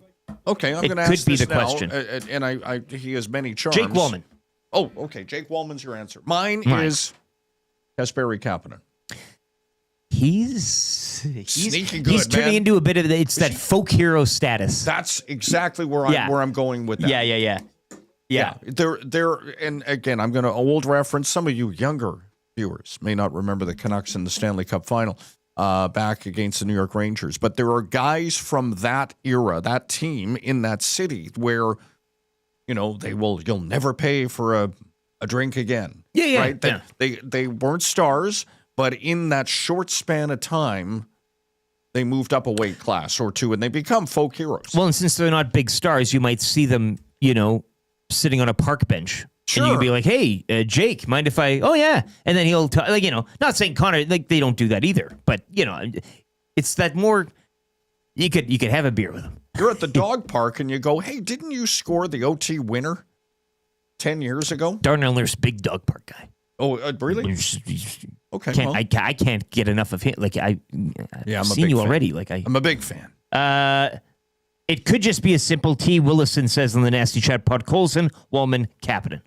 Maybe you boil it down to a pick one. Because sure, those seem to be none of those popular. are bad choices. All have sort of asserted themselves in different ways. Tube, do you go off of that 3, or do you have a wild card that you want to enter the mix? Oh, I'm big on Wallman. Yeah, I love him. Yeah, I love him. I think he's awesome. We're talking about the future a lot, but he's got term. The Oilers got him for next season as well, which I'm excited for. It was a great trade. I loved it. And it's a player that no one was talking about. So the fact that they were able to get him and you see the flashes of brilliance. He does everything right. He's physical, puck to the net. I mean, I just love his game, and I feel like he's just getting more and more confident every single time he steps on the ice. So I love Jake Walman. And, again, we shouldn't forget about one Matthias Janmark, who I think, aside from Tom Gazzola, has been traditionally the guy. He's the custodian. Series past here, he scored the goal, the lone goal in Game 7 last year. Like, he kind of, when I look up the definition of the question you asked, his face is there first. He's Mr. June. A lot of these guys are making a name now for that. Yeah. They're coming after his crown, shall we say. But I think he's still, not last night, but he still holds it. Lies in the weeds for much of the 82 games, and then all of a sudden he's like, okay, playoffs, hey, watch this. He didn't score a goal. He didn't score a goal with his stick for a long stretch of time. Now, he'd scored off parts of his body, but that's the legend stuff. You know why? Because he goes to the dirty places. That's what a custodian does, Dave. Yes, he does. Absolutely. Yes, he does. Question number 2, and we won't spend too much time on this, but with the kickoff of the CFL season tonight between the Riders and Red Blacks, of course, Elks will round it out Saturday night in BC against the Lions. Who is your 2025 Grey Cup champion? A pre-regular season prognostication, as we haven't yet kicked off, but we know the rosters. I take my cue from Jim Barker. No, I can't. I watched Jim Barker lay down along with the panel, right? What their thoughts were. He's been around. Oh yeah, Jim Barker knows a thing or two. God, I don't know why Hamilton's getting some buzz, and well, they got to get over that hump. They do. They've been so close. Yeah, if Bo Levi is a reasonable facsimile of him at his best, and they've made a bunch of changes there and on and off the field. I'm going to go with a Hamilton-Saskatchewan final. Elks will be much better, and they conceivably should be. You know what the hell? Let's live dangerously. I'm going to go Hamilton. Yeah, Bo Levi had an outstanding. I do wonder how the East shapes up with Montreal. Davis Alexander to me is good talent, but a question mark how it all pans out there. Toronto, you can never count them out, although they made a lot of changes. Murph will find players. Murphy finds players. That's just a given. He can let the whole team go. He'll find players. And then Ottawa too. They brought in a lot. We'll see if the Tommy Condell offense can make use of all those. I mean, Pimpleton, Lewis, Hardy, they're stacked at receiver. Everybody's very high on Drew Brown. I don't know why. Yeah, prove me wrong. Reasonable quarterback play at a Drew Brown, and you'll probably be able to put up Ottawa's Stuart Skinner in QB1. Oh, I like the way you cross bread there, sports. so to speak. Yeah, sports. Yeah. Question number 3. Which Panther did you hate more than you usually do following last night's game? This is your Oilers question 1 flipped on its head. You've tossed it over. Because I don't think Brad Marchand, we don't like him, but I don't think you could hate it. Like Trev, was there anybody that stuck out that really was pissing you off in terms of Sam Bennett? I mean, in terms of point production, falling all over the crease. But, it's an easy one. Obvious. Yeah. No kidding. But you're not supposed to, unless you're a fan of the Florida Panthers. You're not supposed to like a player like Sam Bennett. Unless he's on your team. You hate them all, but who do you now hate more? I would say Bennett. Okay. Probably for the nature of that goal. Yeah, okay, skate clip. You go with that. And just the style of play. I don't know. I mean, it's so perfect playoff hockey that he plays, right? And doing what he does. You know he's going to get overpaid this year. You hate someone's going to. Yeah. You hate great. That's what you do. You hate. Yes, you I hate great. That's great. why we all do. Unless it's yours, you hate it. I mean, it's yes. Trev, you hate anybody more on the Panthers following last night than you already did. We hate them all. Yeah, that's tough. Like Kachuk really didn't do. Kachuk was pretty he was invisible. Right? You know what I'm saying? I didn't see him much. No. And then Sam Bennett was my pick, but maybe I'll just go with Ekblad. I feel like he was getting a little dirty last night. He was cross-checking quite a bit in the scrums. Ekblad was the one that pulled down Draisaitl, right? Yeah, he did. Yeah, the horse collar and horse face wash a few times. Ekblad and Forsling -2. Yeah, so on the night. He was mad. You could tell he wasn't. But No votes for former Oiler Dmitry Kulikov. I've never really liked Nate Schmidt. I guess Bobrovsky's easy to frustratingly hate. You know what I'm saying? There's no venomous hate. I'm just saying, you're sitting at the TV, and who are you cursing the most? Type of I thing. When have you're difficulty hating goaltenders other than the obvious, Benningtons and Billy Smiths and that kind of thing. No, I'm not going to budge off Bennett. I mean, he just sort of held his place for me. I think most people are either siding with that. Ekblad's getting a few love. Jail just says Maurice Paul. Oh, Maurice Paul. You get it. Yeah, you get the game. You understand. Game C game. Yeah. Did we ever get a Bill Zito close up? I know last year during the final. No. Do you remember when they were losing they were up 3? If it's a bad night to be a water bottle down at Ice District. He was in so much pain for every one of those. His face would turn. It looked like it was going to blow and up. the camera, they had an ISO shot on him. Okay, things are crumbling. Give me Zito Cam in the 1 truck. on Zito. Yeah, Cam in the truck. Yeah. Zito, please. Yes, Just really calm. And Just he Bill just, Zito, please. I need the Zito cam back. I don't know if we had it. We didn't see him all. No, he was invisible as well. Because we saw the celebratory wing of the Oilers management. And you know what? I bet that there was a conversation with the broadcaster after the season or whatever, and it's just okay, if we're back again, a little unflattering. Can we back off, please? Yeah, there's probably. Yeah. What do you say? Take them aside. Those get had. It's all the world's a stage, Dave. Right? Everything's the cameras are on and everything's the lights are bright. That's 3 questions too many for the great staff at Park Mazda. Check them out today, Sherwood Park or online at parkmazda.ca. Okay, let's go to the Play Alberta Early Bird Special. The early bird bet, Oilers to win, Connor McDavid 2+ points, Evan Bouchard point, Leon Draisaitl a goal. And I think that hit, did it not? What did we have for McDavid here? He had 2. Yeah, of course, a standard 2-assist night from Connor McDavid. You got the Bouchard. Well, that's usually when you look at his Bouchard with the assist. Yeah, so that hit. That was your early bird yesterday. Dusty might be in transit right now. We don't have an early bird bet posted yet.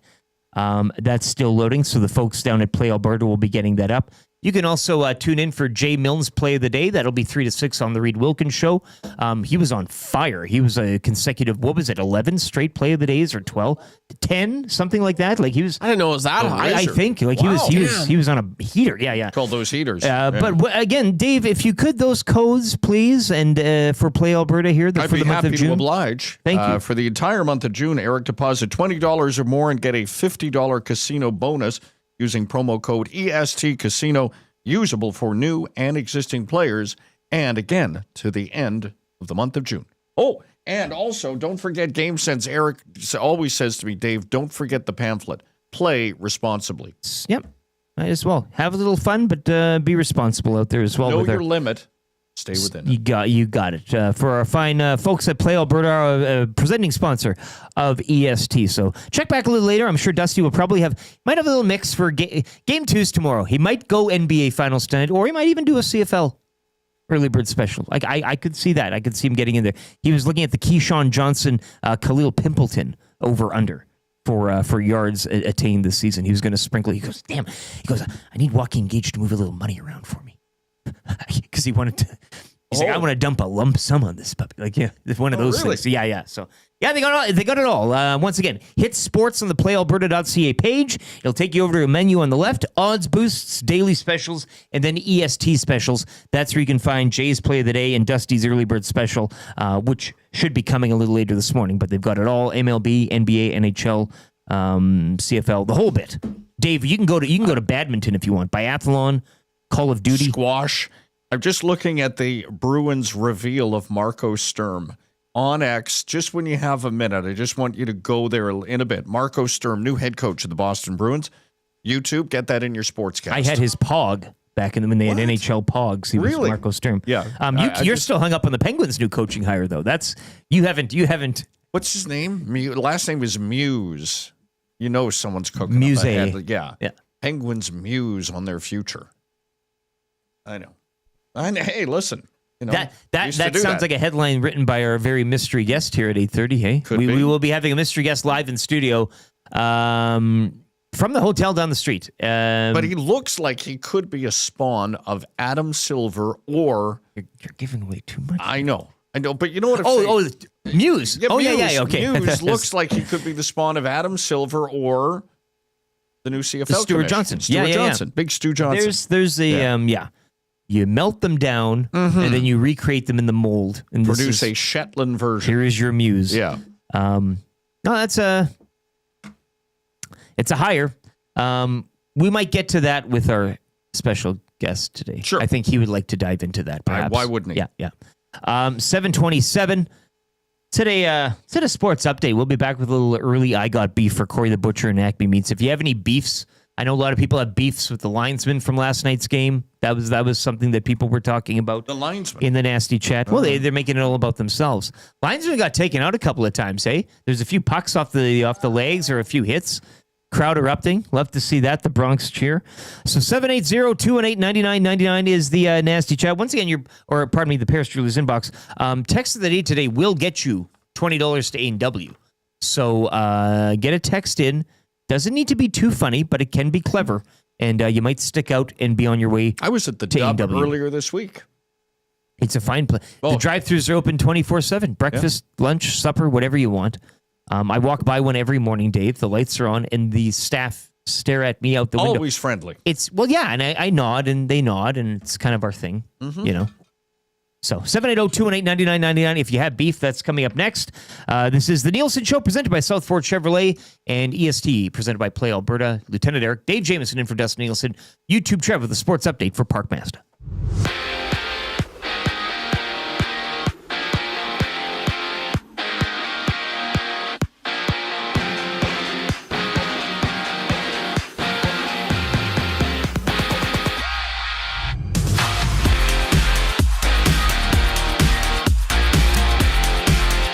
The Edmonton Oilers take Game 1 of the Stanley Cup Final. 4-3 is the score, all thanks to a Leon Draisaitl overtime winner. Game 2 going Friday. Elsewhere in the NHL, the Boston Bruins have just announced Marco Sturm as their 30th head coach in the franchise's history. Game 1 of the NBA Finals takes place tonight as the Pacers hit the court in Oklahoma to take on the Thunder. Tip-off for this one goes at 6:30, and the CFL season is back with the clash between the Red Blacks and the Rough Riders in Regina. Games starting at 7. The Elks kick off their regular season Saturday night at BC Place.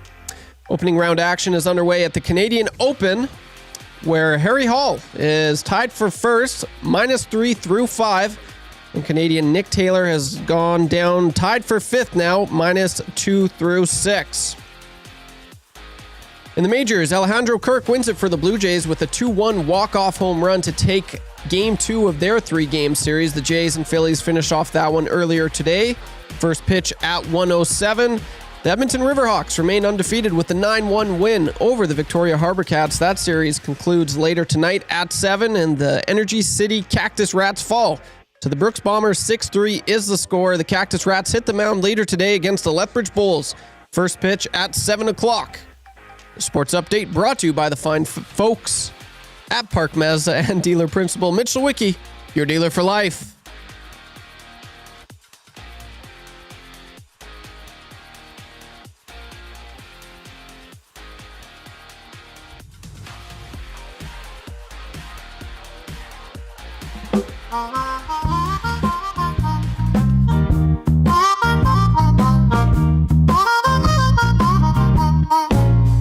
Good night, golden nights. It's a gentleman's sweet. Good night, golden nights. Cup on and put you to sleep. You'll never be a winner, 'cause you can't beat Stuart Skinner. Good night, golden nights. Oh, it is so sweet. Hi there. If you're like me, you like to picture yourself in luxury, even though there's absolutely no way you could afford it. And if you can, well, even better. Thankfully, I picture myself in something that is luxury, but still absolutely affordable, like the all-new Mazda CX-90 from Park Mazda. With the new luxury features like facial recognition settings and quilted detail Napa leather seating, I can pretend to be comfortable with all of my proper settings activated without even touching a button, thanks to Mitch Lewicki and the great staff at Park Mazda. I like to picture Mitch Lewicki as a ninja fighting off evil samurai. Park Mazda, your dealer for life in Sherwood Park off Y Road, parkmazda.ca. Try, try, try, try, try, try, try. Try, try, try, try.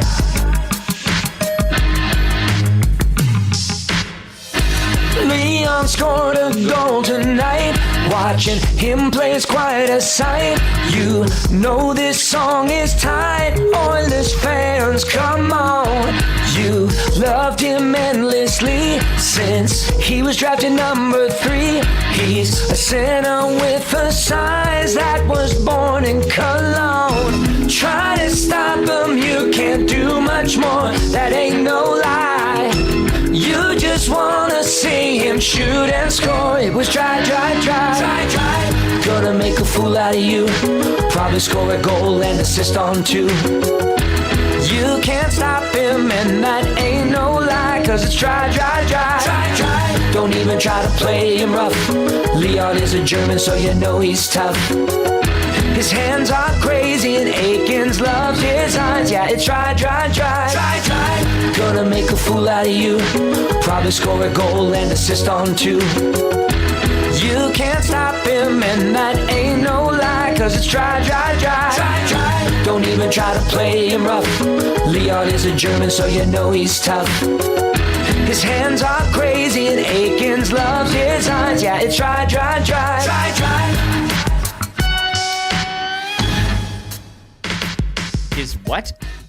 No. We're doing this on air. His What? what? It's okay, Trevor. Wow. Okay. Well, save that for confessions. You can Yes. confess something on behalf of him next week. Yeah. Yeah. Okay. All right. On that note, 7:34. It's time for I Got Beef. Darn for Corey right. the Butcher and Acme Meats today. Acme Meats, check them out today. I tell you, with the weather warming up and being that it's June and being that tomorrow's Friday for Game 2, if you aren't heading down to the Ice House of Tommy Gazzola or the Ice District or any other, party places, Boston Pizza, Hudson's, the Brew House, that type of thing, drop by Acme. Ask for Corey. Tell him you're a nasty. 9570 76th Avenue in the Ritchie Block. And he will hook you up everything you need for the barbecue. They have these European wieners, Dave, just the snap, the casing on them. Yes. And the snap that you get out of those puppies. Steaks, pork chops, the whole bit. But when you mean the snap, like you bite into it and there is a discernible snap. Like you cook them, they're good. Yeah. But it's got that it's got that structure, and it's got that snap. And the white, kind of the longer ones. Yes. Delicious. Okay. Great barbecue stuff. He's got rubs, he's got sauces, the whole bit. Corey the Butcher, Acme Meats. Acme Meats, eat fresh, eat local, eat Acme, serving Edmonton for over 100 years. And I do want to take this. Dave, do you have a beef? Is anything giving you beef aside from the linesman in last night's game? Well, okay. No, I don't have a beef. Like, I'll think of it. I didn't come in sort of preloaded with a beef ready to go. No. But what the linesman, I get it. Nobody likes the officials. Why the linesman last night specifically? Well, guys were getting kicked out of the draw. Left, right, and center. Oh, yeah. I heard stuff going on, and Jack, I always do toggle between the radio call and television. Just Nuge was irate at one point, like swearing. Drop he was the damn puck. Well, there's a little more than that. Oh, okay. Yeah, one of the I've never quite. Again, I've never been an official. I played hockey, but God knows they would never trust me with taking a draw. Mm-hmm. Why guys get kicked out as often as they do? A power play. It's not a power play man advantage. It's a flex for the official. I'm in control. You're not in control. Look at me. Yeah. Oh, I got you. That would be the theory of most listeners and viewers. People that are miffed, they think they're grandstanding.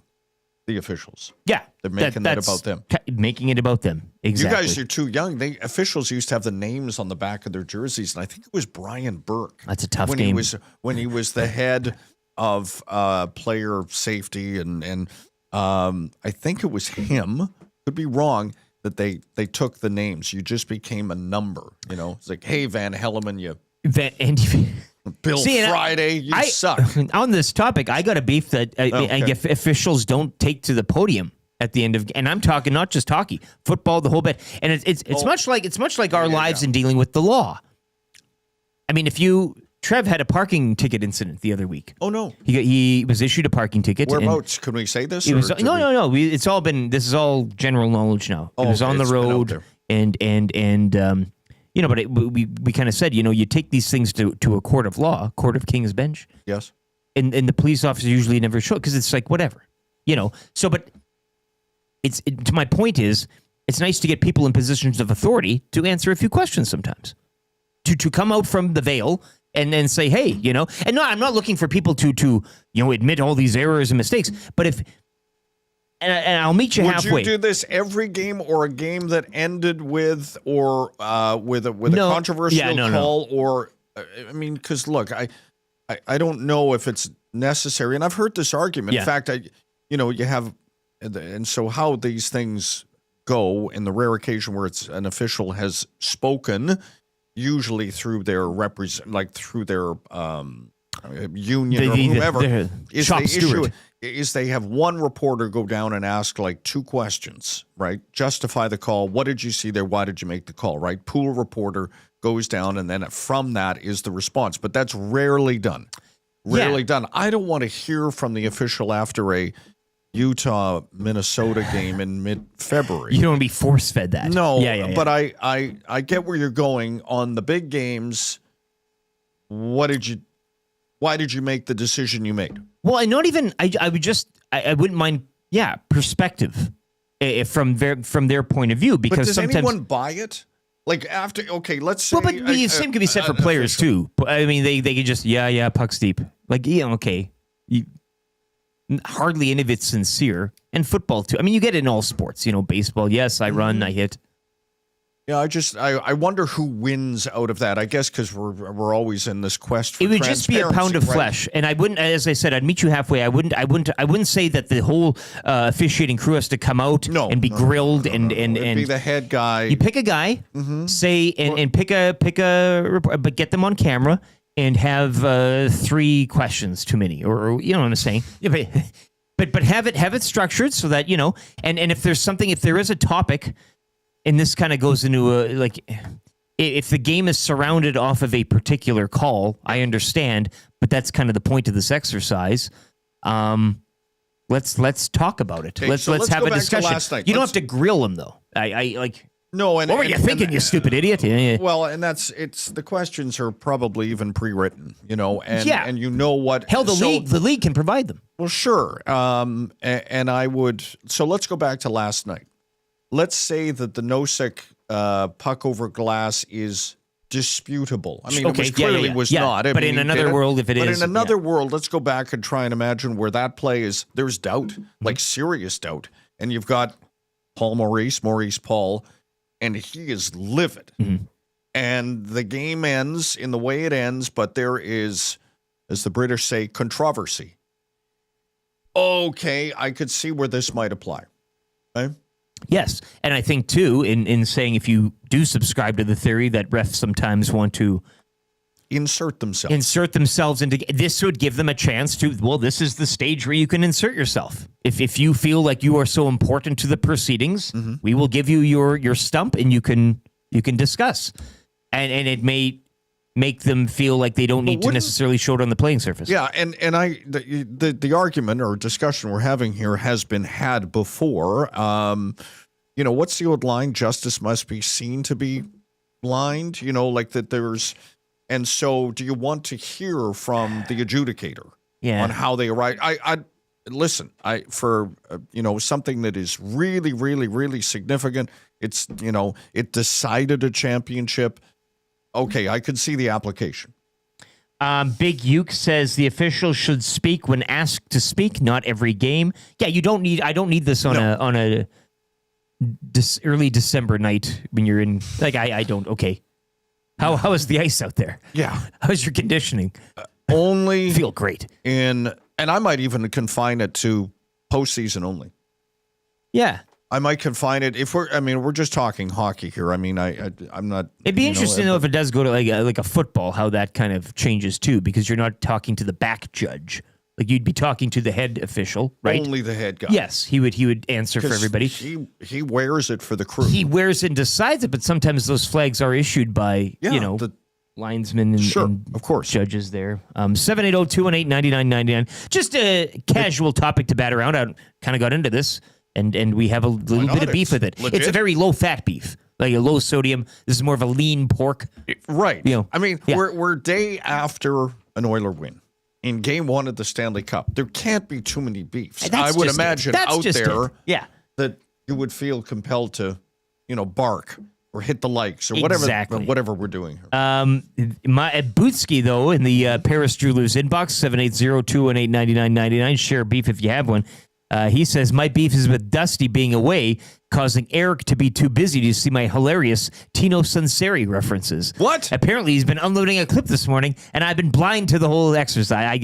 Take me there exactly. to a Tino Sunseri. Lots of hype. Much like a modern-day Steve Sarkisian of the CFL, if you will. The hype train was there, but it never really materialized on field. I love that. Good YouTube, Trev, overhype. do you have a beef? I have a beef that you wouldn't tell your story there about acupuncture before we hit the air for this thing. We'll get there at some point, Trev. Maybe not today, but we'll get it out of him. We'll get it out of him. Don't know if that's fit for air, but my beef. I mean, you guys got it. That was what I was going to say. I thought I was like, oh, this is perfect. They won't expect this, but that's exactly what you guys. Oh. You guys nailed it. That was my beef. I was getting so annoyed. I counted just once, so I might have missed one, but the Panthers center got kicked out just once. But Draisaitl, I lost count. Like it seemed every play, and if it wasn't him, it was McDavid. If it wasn't McDavid, it was Nuge. It's very frustrating. I think it's gotten increasingly worse as the years. This is where we need Surveyor Brett to chime in. I've been waiting. He's nowhere to be found. He's a coward. He's quiet. He's quiet. Well, he's working, and he's a busy person. But you're there, you're crouched, you have the puck in the hand, and two guys are, I used to have to line up the skates, and there was a whole thing. I mean, God, I'm laughing because in my mind, I'm thinking of Boyd Gordon. Remember when he was an Oiler? You get down on one knee to take all the draws. Sure, yeah. You're like, can you please the Tony stand Batista of face-off draws. Exactly. What the hell are you doing? Yeah. I'd like a ref's perspective on what is the dynamic there that you're forcing guy, get out, next. No, you don't know what you're doing. Face-offs percentage-wise last night, 56.4 for Florida, 43.6 for the Edmonton Oilers. So, I mean, look, we talked about the Series 2 being tight. It is won or lost in the moments, and certainly in the draws at times. That can be a big metric or part of a bigger moment in these series. 780-218-9999. I got beef for Corey the Butcher. Once again, eat fresh, eat local, eat Acme. Acme Meats serving Edmonton for over 100 years. That's 9570 76th Ave in the Ritchie Market. I know Campio, our friends there, brewing. We've had them in on Sobeys and Safeway Liquor Beer the week before. They've opened a new pub bar in there. The Ritchie Block, man, it's humming. But go see Corey. Tell him we sent you. And please, for the love of God, try those European wieners. They do have the snap. We implore you to try those European wieners. Beg of you. Yeah. And you won't go with that acupuncture story, Trev. I can't believe it. I mean, I'm setting you up on a tee. Maybe confessions next week. I'll confess. That would seem to be a good fit for it. That was so. Or free advice. Or free advice. I mean, that's a good one too. Yes. Let's get into our first guest of the day. I think he's ready. He's champing at the bit. Maybe we'll throw the official question to him as well. Just his thoughts. There's no right or wrong answer here. It's just what you would kind of like to hear from your This gentleman has law deep enforcement perspective on a lot of things. Absolutely, he does. And Reid Wilkins joins us now from the Reid Wilkins Show, smash hit 3 to 6 here, Monday to Friday on EST alongside Jason Milne. Reid, welcome to the show. Thank you as well for I know you join us weekly when Dusty's here. Reid, as the great guest, do you still want me? Because, maybe we're doing a different show. Yes, and I said, would love to have you. Locked in 7:45, and now he's here a couple of minutes early even. So, tells you about his professionalism. Well, and also after a late night, Reid. Let's get to it. We'll save the official thing maybe for the dismount here, but Your thoughts on everything last night? I mean, you're around this team. You're around the rink on a constant basis. I know I was kind of saying, healthier and mature. Is that kind of the vibe you got as well from Rogers Place? Healthier and mature. They finally had a game won at home this playoff, and different from last year's final against the Panthers as well. Set the stage. What was the vibe like? Well, that's a whole table of contents right there. You teed me up Yes, with. it is. All right. First of all, I wanted to check that. I was like, I don't know, maybe you're booking a horticulturist for 7:45. No, I get it. Like, I don't know. I wanted to check. Like, hey, here's the plant guy. Dave knows what I'm talking about. Yes, I do, Reid. Like, Nice. That's a good insider. Yes, turn on I the like that. radio some days, and it's like, yes. Dan in Kelowna's wondering if seeing more than 3 earthworms in his soil on a Tuesday morning might mean that his garden is ruined. Well, no, Dan, we think you're going to be okay. Earthworms are a regular part of the ecosystem. What's up with Stan Thompson? Yes, Reid, and that we'll just let that one sit there, Reid. All right. Yeah. Fabulous game. I mean, just absolutely, it lived up to the hype. And if there are 4 to 7 games of that intensity and that quality of hockey, this is going to be beautiful for hockey fans. And if obviously the Oilers win the majority of them, then that's going to be really beautiful. I mean, I thought the Oilers came out quite strong, really determined to hit. And then you saw the response from Florida, really determined to hit. I mean, the biggest difference for me with Florida and the other teams that the Oilers have played is how well they forecheck. Like they know exactly where they want to put the puck. And the Oilers have gotten good at this too, but the Panthers are comfortable, putting the puck along the wall, rimming the puck in the offensive zone, have somebody waiting on the other side to keep the play alive. When the Oilers were breaking out the puck, they're not passive. I mean, you saw when there was an Oilers defenseman behind the net, there's a Panther right on top of the crease. There's another guy not far behind him on one of the dots. Like there was a time in the second period, I think Klingberg was behind the net, and I'm surprised they didn't just rush him and try to take the puck because there were more Panthers in the Oilers zone than there were Oilers. A bunch of Oilers were trying to, get a stretch pass through the neutral zone. But I think also very encouraging that in terms of last night, I thought they wore the Florida Panthers down. And this is what the Oilers have done to teams in other series. Now, this is game 1. We'll see, Florida's going to respond. But, I mean, the third period, the shots were 14-2 against this team that, thanks to the magic of Paul Maurice, does not blow third period leads. Yeah. Well, they did. And maybe they should have lost before overtime, given that discrepancy on the shot clock. And then, the Oilers, I thought, controlled most of overtime. Certainly Florida had a push, and the Oilers had their stretch of icing the puck as well. But you saw Knobloch continue to roll 4 lines in overtime. Clearly, all the D pairings are going to play. I mean, I think these are the deepest D pairings the Oilers have had in ages. Yes, years. Yeah, and then I thought the play by Nosek, tough play for him. I think that's maybe a little bit of fatigue when you do that, when you're not under a ton of pressure. And then even the way Florida defended that penalty kill or defended the Oilers' power play, they got totally out of position leading to the goal. I mean, they had 3 guys up high trying to do something near the blue line on the top of the circles. And as soon as McDavid got that puck down low for the mini 2-on-1, I mean, it was lights out. I mean, you knew a couple seconds before the shot that was going to end the game. But incredible game. But I think Oilers fans should be encouraged. They hung right in there. They delivered some punches. They took some punches, and then they had the big one at the end. Reid asked this question earlier in the show to the listeners and viewers. Which Oiler did you fall more deeply in love with after last night's game? How would you answer that question? A player that you knew on a level that their ability to perform. True love. Who would that Reid. be? Yeah, Yes. I mean, it is very Deep, much true passionate love. Yes, Deep, and I know passionate love. Well, yes. I don't know if I fall in love with players the way fans do, but I mean, clearly Kapanen played well. Yeah. Was around the net, was quick with his decisions. I thought when he joined the team and and I said it during the season, because I've seen enough waiver pickups that I don't get excited about them. Right. I'm sorry, I really don't. That is somebody else's 14th forward picked up for free is probably not going to save your team, but good for him. I mean, he has found a role. And last night, does he play there if Zach Hyman's healthy? I mean, probably not. There's probably different combinations. And he goes out there and gets a couple points and is around the net a lot. Is very quick, great rush in overtime that could have ended it. I actually thought Wallman had a pretty good game too. First Cup final game for him. He's not one of the playoff experienced guys in this series who's been going through the postseason. I thought he showed a lot of poise. I thought he was making a lot of good plays with the puck. So I also thought he played well. But this is the beauty of seeing a team in the Stanley Cup final, and now for the second straight year, and now much sturdier and composed than they were when they went last year.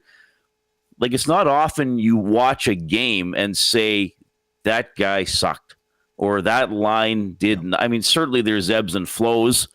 I mean, I said last night to Tom, the Janmark line, the fourth line, to me outperformed the so-called third line, but I didn't think the third line was out there, throwing pucks away and getting caved in and needed to be benched. So, I mean, that's the beauty of it. You rarely see an Oilers game this postseason where you think, geez, they had 7 or 8 guys who just weren't going.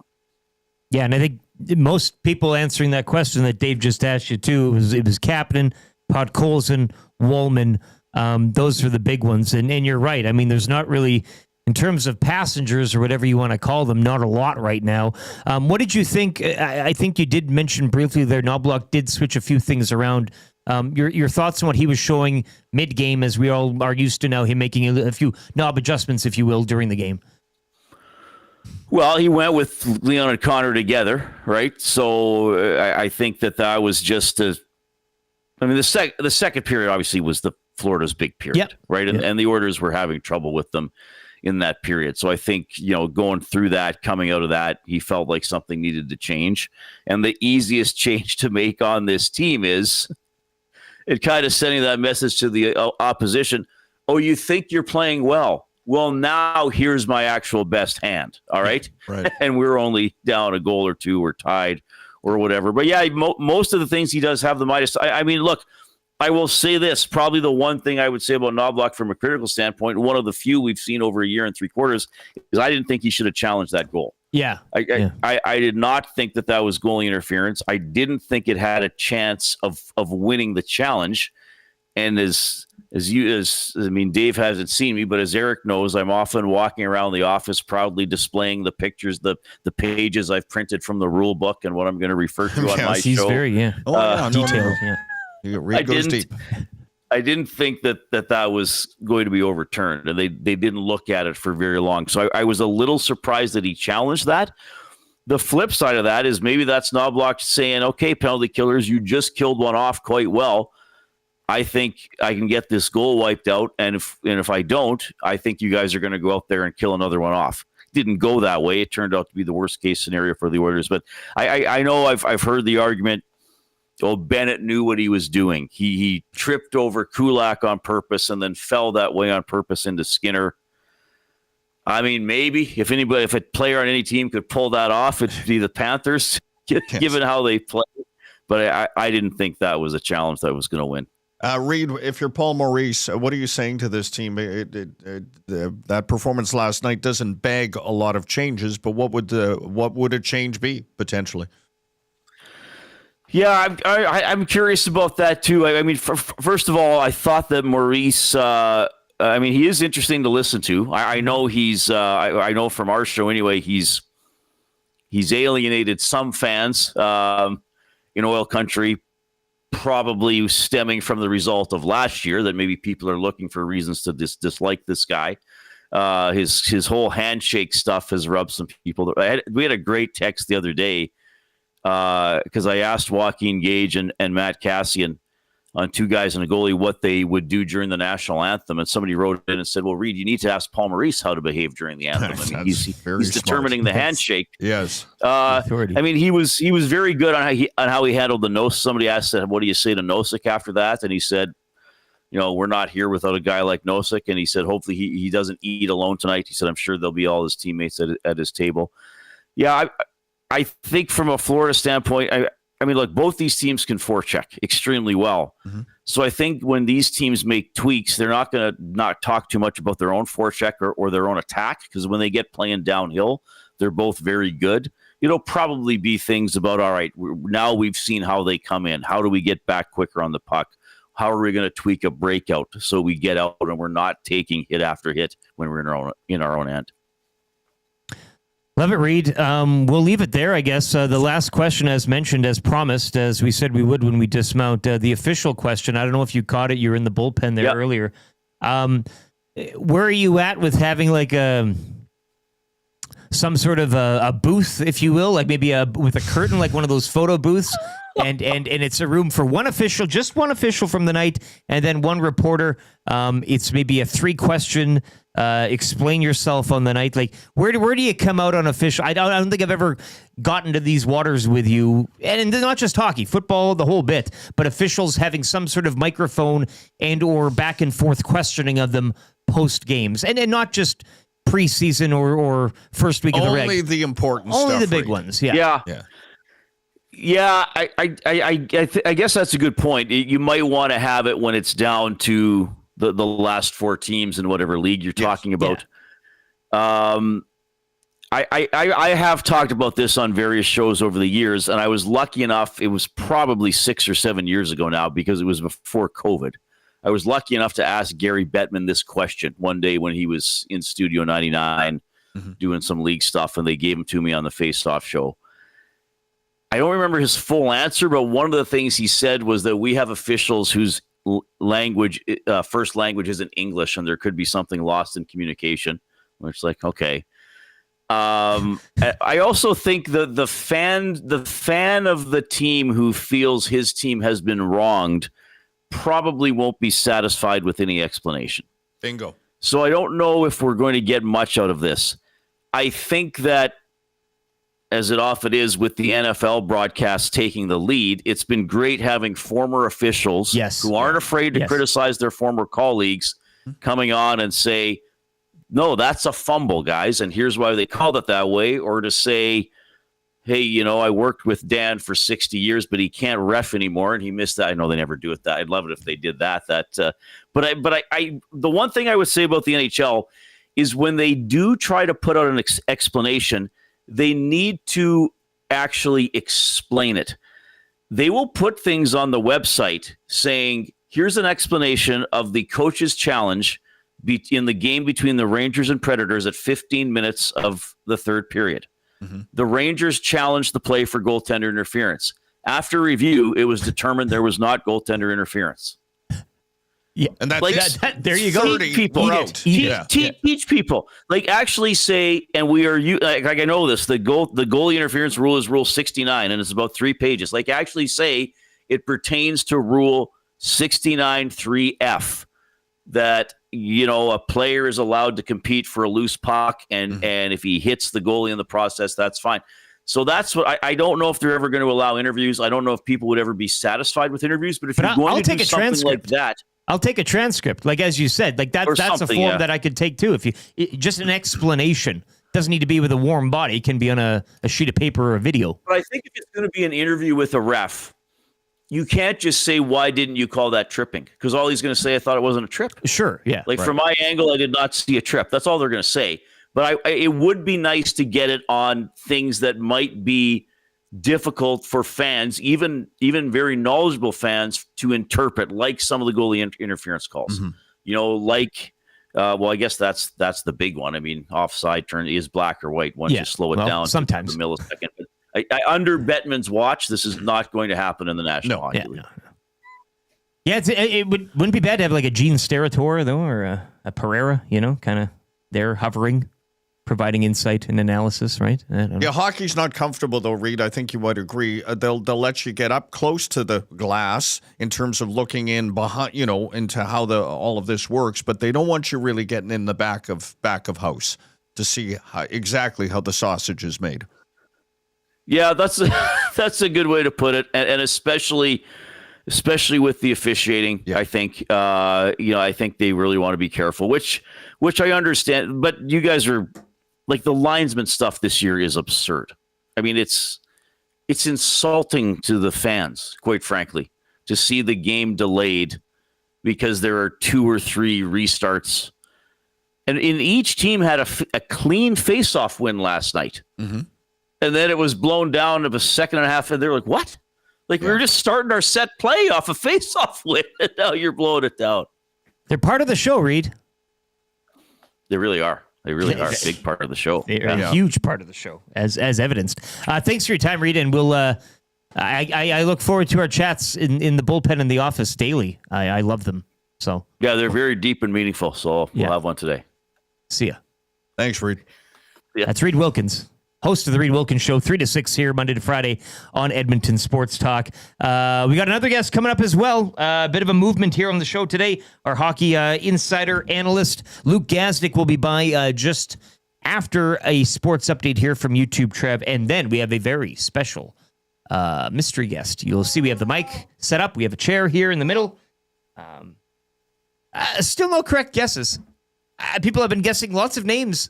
There's God knows media. there's enough potential candidates in town. Down the block, that's a hothouse of media. Yes. That's like the Acme Meats.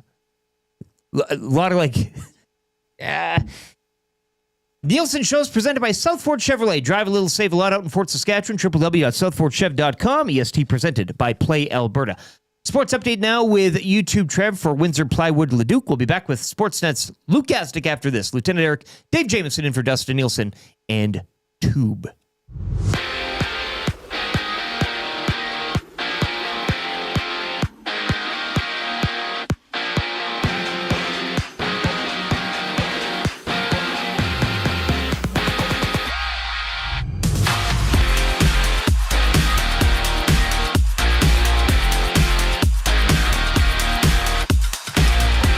The Edmonton Oilers take Game 1 of the Stanley Cup Final. 4-3 is the score, all thanks to a Leon Draisaitl overtime winner. Game 2 goes Friday. Elsewhere in the NHL, the Boston Bruins have announced Marco Sturm as their 30th head coach in the franchise's history. Sturm played 5 seasons in Boston from 2005 to 2010. Opening round action is underway at the Canadian Open.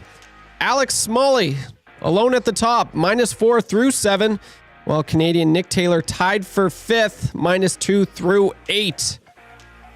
The CFL season is back with the clash between the Red Blacks and the Rough Riders in Regina. Game starting at 7, and the Elks kick off their regular season Saturday night at BC Place. Game 1 of the NBA Finals takes place tonight as the Pacers hit the court in Oklahoma to take on the Thunder. Tip-off for this one at 6:30. In the majors, Alejandro Kirk wins it for the Blue Jays with a 2-1 walk-off home run to take Game 2 of their 3-game series. The Jays and Phillies finish off that one earlier today. First pitch at 1:07. The Energy City Cactus Rats fall to the Brooks Bombers. 6-3 is the score. The Cactus Rats hit the mound later today against the Lethbridge Bulls. First pitch at 7 o'clock. And the Edmonton Riverhawks remain undefeated with a 9-1 win over the Victoria Harbor Cats. That series concludes later tonight at 7. The Sports Update brought to you by Windsor Plywood Leduc, locally owned and operated, serving Leduc and surrounding areas since 1993. Doors, flooring, baseboards, and of course, plywood. Go see the knowledgeable staff at Windsor Plywood Leduc. Step inside Rogers Place. Play La Bamba. Baby! Play La Bamba, baby!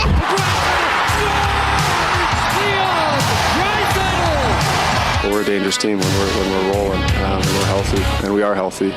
Cup is on the line, baby, come and get it done. 16 wins, yeah, they're going on a run. Looking to advance, going deep in the dance. Hop on the bandwagon, let's hear the fans. The fans. Special place to play, honestly. So much history, these fans. It's great to hear their sport. Razzling and dazzling every single night. Clubs coming up, baby, gonna be a fight. 6 games, 5 games, how about a sweep? Ticket prices, yeah, they're gonna be steep, yeah! Yeah! Come on! It's the playoffs!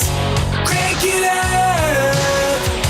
It's the playoffs! Take the cup! Let's go win the Stanley! Ooh, gotta get the cup! Let's go win the Stanley! Come on, lift it up! Let's go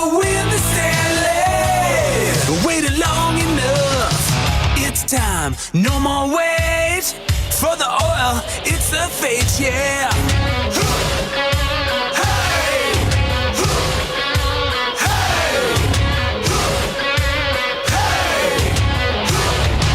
Listen, first gear, second gear, third gear, go. McDavid 97, he's a one-man show. Draisaitl, Iverson, gotta love the nude. Bruce Skinner and Picks need to be huge. Be huge. They gotta squeeze a little, squeeze a little, squeeze a little more. Get the bottom six to find a way to score. One time, overtime, gotta find a way. Jam-packed moss pit going insane. Yeah! Cheer a little more. It's the playoffs. Crank it up. It's the playoffs. Take the cup. Let's go win the Stanley. Ooh, gotta get the cup. Let's go win the Stanley. Come on, lift it up. Let's go win the Stanley. Waited long enough. 8:08, third hour and final hour of the Nielson Show is upon us. Lieutenant Eric Dave Jamieson in for Dustin Nielsen and YouTube Trev. You heard there on a sports update. The Hangout's coming up as well, in which myself and YouTube Trev will be doing double duty, splitting time on the EST Hangout today with, I assume, Iwanek and I assume Gazzola. And I wonder if there will be a fourth. All four chairs. Well, I like when there's four chairs and there's three guests. I want to sit like on the end beside somebody with a chair in between, like Tom. Of course. Like I don't want to. Yeah. Like, exactly like this, like we're doing right now. So EST Hangout coming up 9 to 11 today. You got the Lock Shop as well. Two guys in a goalie day today, I do believe. EST afternoons, Hernan and Gager. And, of course, Reid Wilkins, our last guest, 3 to 6, alongside Jason Milne on the Reid Wilkins Show. Stacked card. I have some breaking news from Jack Cookson of Pro-Am Sports. Give it to me. Leon Draisaitl, overtime winner. Game 1, goal and celebration framed 20 by 29 canvas. Pre-order online today. Already? Yes. They move that quickly at Pro-Am They Sports. turn them I around. want to get that in. I know you have a liner. Yes. But I didn't want to let this opportunity pass by. Again, Leon Draisaitl, OT winner. Game 1 happened just hours ago. Yeah. Goal and celebration framed 20 by 29 canvas. Order today online. Pre-order them. That's a hot one. Yeah, that and is. Very it's cool. Game 1 to kick off. I mean, one of his 2 goals last night, it's Leon. I mean, it's no offense if it was Janmark, you're not, I no offense to Janmark, but the framing, Leon freaking Draisaitl scoring the overtime winner in style, framed up the whole bit. That'll go in the cave. That's prominent place on the best wall. Yes. Yeah. It's the best wall. Well, but some have the good, some are reserved for the bottom 6, and then you got the Luke Gazdic scheduled to join us. And He'll be here. Well, here's the thing. Yes. Gaz, as they call him, he texted me last night. He said, "Hey, any chance you can move the hit?" Okay. Because he's he's they usually went late last night. Did you see the picture of he was at the panel and the crowd, the teaming masses behind him. They were all, so maybe he just got like carried away. Like the not Lion figuratively, King. literally, Like the Lion King.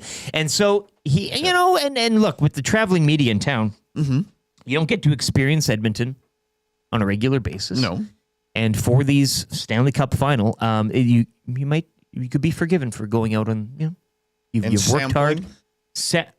Yeah. A port sampler, as Will Fraser does at certain establishments. But we will see. Again, late night, long days for a lot of these folks. So we appreciate What's the schedule for today, by the way? effort. Just sorry to interrupt you. What's the schedule for the teams today in terms of, Why the Panthers, I mean, they again, their optional? schedule yesterday was, Pomo's going to bag them. Just like he's going to bag. This knows is a it. dated Just reference. Nozick. He goes full Tommy McVie and bag skates them. Just Nozick, though. Like for everybody else, you can order breakfasts on us. It's on Bill Zito. Zito's got it. You want the best chicken? We got the best chicken for you. Nozick, give a minute. We just need to have a chat with you outside of the room here. Yeah. And then you just see him going quietly. He's got the parachute behind him. Yeah. Like it's just, it's hard. Yeah. Your question, on the schedule. I'm not entirely sure. I know, but they were saying the Panthers had an extremely long day yesterday, whereas the Oilers did rest a lot of guys in the optional morning. Is this not the longest distance between two teams potentially in the Stanley Cup? It's a hell of a travel itinerary. Impossible to get there.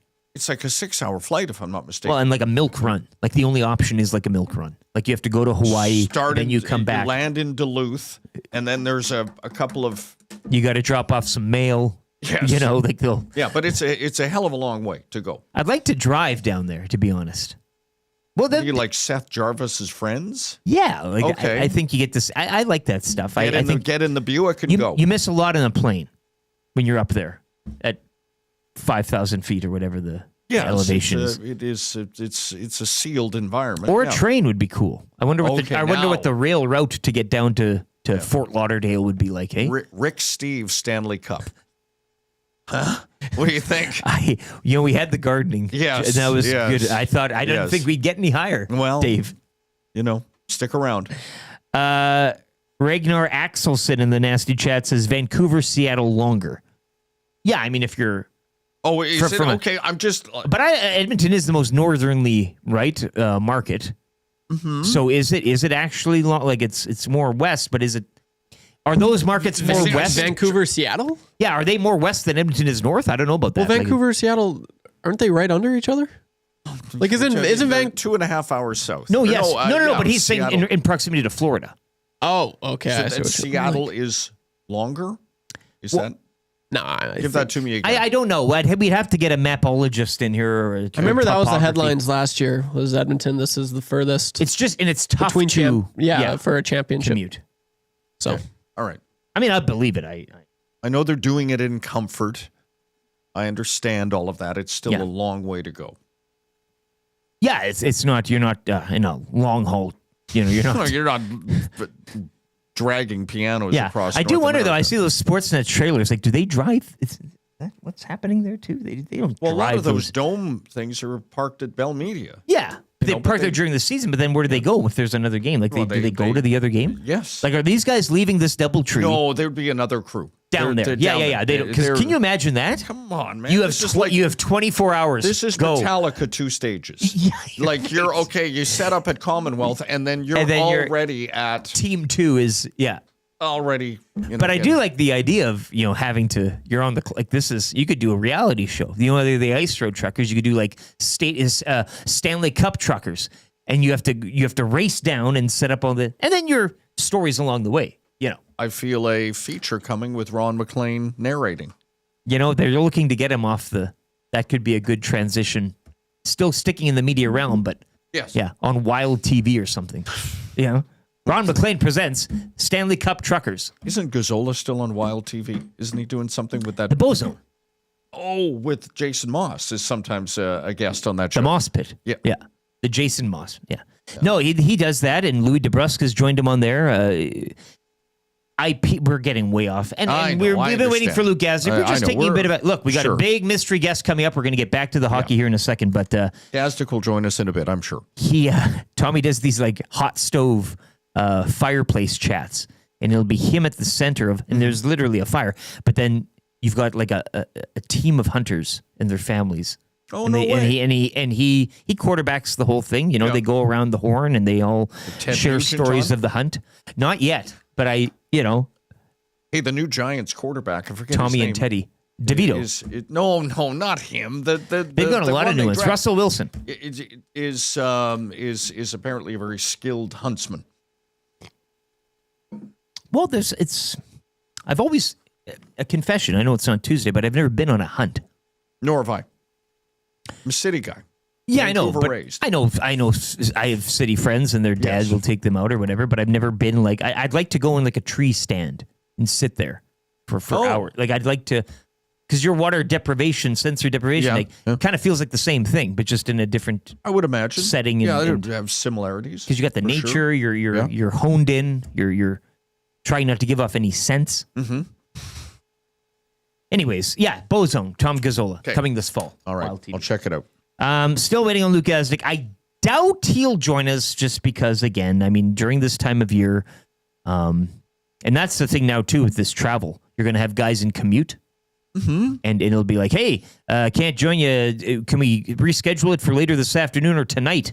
And it's like, well, we have a. Well, we'll take can we people behind the pre-tape? curtain in a pre-tape. different. Well, can I pre-tape this? See, in a different time, and YouTube's got enough going on over there, sitting behind his bank of screens, where you'd have when you'd lose a guest, like, they either their phone crapped out, or they went out of range, or they didn't show up. That's when a Wannock would go. And he would look through the glass, and he would just kind of make this tap dance pantomime. And he's just like, hey, is this go. what he did? This yeah, is the just sign? kind of like, okay. Yeah. I like that. Go dance, man. No, it's. Hit the inbox. Pound the box, 780-218-9999. Still looking for a text of the day, $20 Dane W's online, courtesy the Paris Jewelers inbox. When you said, I really hope our mystery guest shows now, because I put a lot of stock into that. Yes, you did. A lot of Curtis stock. You laid it in there. I mean, give me something here. I'm sure he will. He seems like a pretty, I think he would. I don't know what else he'd be doing at this hour in the west end of Edmonton. Well, killing time, man. Is the Mayfield Dinner Theater open yet? For Jersey boys. You could quiet. You're giving too much away here. Yes. Jeff in YYZ texts in. Yeah. He sent in a map. Oh, okay. Can we bring that up on the screen? Well, it's a map of the continent, and he's done all the trips to C, which is the Seattle airport code, which actually makes sense. YVR, which is the Vancouver, and the YEG, as you know, as Edmonton, to the FLL. Now, he's done the distance. He's done the math for us. We appreciate Vancouver and Seattle. He says just a bit further to Fort Lauderdale than Edmonton. All right. And would you like the distances to the exact? We've come this far. Let's have it. We're skating here. That's fine. YEG to FLL, 2,546 miles. Okay. The second, did you want to take a guess between Seattle and Vancouver, which is the second farthest? I'll go Vancouver. You are correct. 2,793. Okay. Sorry, that is the longest. They didn't have this in distance order. Seattle to Florida is 2,717. So Vancouver is your furthest. Okay. You have magnetic heading as well, and initial heading. We don't need to go into that, but so there you are. I thought reason Rick Tocchet left. Well, you look at some maps are shaped different, right? Like guys, the tube's like, what? Why did Rick Tocchet get into this? Never mind. Rick Tocchet, we've got the Marco Sturm announcement, which you are very high on. The video. Well, I just like the way it's done. I just think it's it's cheesy, fun, sort of cute, and yeah. Trev, are you able to bring that up if you go on the X? Yeah, I can do that. Give me Boston Bruins Marco Sturm announcement video. Give me 2 minutes. Absolutely. Okay. No, we got time here. We got time. And we might use that as fired up here because you're fired up about the Marco Sturm appointment and the new coaching hire in Pittsburgh, aren't you? Well, I didn't know the gentleman, but I see by scrolling through the lengthy announcement, yes, that I'm sure he's a coach that will be there for 10 years and help the Penguins move on from the where they're at now and transition to be a young up and coming team. Because like Low Tide, I trust Kyle Dubas. Well, it's Dubas. This is a Dubas hire. Like this has got a Dubas. This is Dubas. Dubas may have given birth to him in a lab or something. Yes. This is a guy that he's AI creation. It's an AI creation. It's an AI in the aggregate. Yes. Luke Gazdic has texted me. He's even swearing in the text. Oh no, what's happening? Not for air. He thought it was 8:30. So we've just. Oh, okay. Well, you know what? That's when you say, Luke, no worries. Have a good day and have a good Game 2 broadcast. No, we're not. This isn't life or death. No. This isn't heart surgery or the Bozone. That could be this isn't the Bozone. This is EST. We don't sweat that. We go back to the inbox. We pound the likes. And we bring up the necessary content. Subseason, subscribe to the channel if you haven't already. And yes, if you are watching on YouTube, hit the thumbs up, hit the like. Dave Jamieson in here sharing his time with us. It's the least you could do. Sharing his time. It sounds like I'm doing community service. Well, in a way you are. Maybe I am. Instead of picking up garbage at the side of the Henday, I'm in here doing 3 hours. It's better than pounding license plates, or whatever they do now. Do they still do that? I don't know. Where are license plates made? Probably a 3D printer somewhere. Hey, yes. Yeah. Yes, Dan Muse, new Pittsburgh Penguins head coach. Marco Sturm as well, GM, right? That's the official title. He's not GM / CEO of marketing research. Or No. He's although it looks like you're I know. introducing the new. Would you like to? What can I do to get you in this Chevrolet today? Right. That's what he looks like. Yes. Car dealership Marco Sturm. Car dealership Marco Sturm. It was that or this. He chose the GM role. Yes. I mean, your coach for life. Let's get to Fired Up right now. Before our mystery guest, who I believe has arrived in studio, is this correct? Help yourself. There's a beer fridge down the hall to the left there in this room by the basketball hoop. Well, this is exciting. Because, again, if he didn't show up, then we would have really been screwed. Well, is the term, yes. Tap dancing, I guess, but screwed is more of a blunt way of putting it. I think I picked the right clip. Okay, I love it. Well, so this is what's got Dave fired There was up. two that they post. Of course it is. So, one in French. Yeah. Yeah, let's roll it here.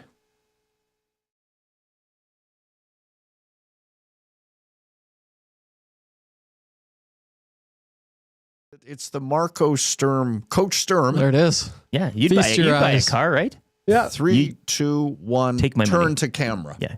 And smile. Somebody from the video department of the Bruins. Okay, Coach. How many takes? Okay, we'll do it again. Turn on 2. We'll do it again. Eins, zwei, drei, spin. Go. Great. Are those veneers, you think, or And what? say, hello, Boston. Great white. Hello, Boston. I'm excited. Bringing Bruin hockey back to where it rightly belongs. You know, it's for today's loud scene on the internet, specifically this website called X or Twitter or whatever. It is kind of a refresher. There's no it's just a name, spin, teeth. We don't need much more in this day and age. We're not doing. I mean, with the age of NFL schedule releases and everything. I mean, you're getting a lot.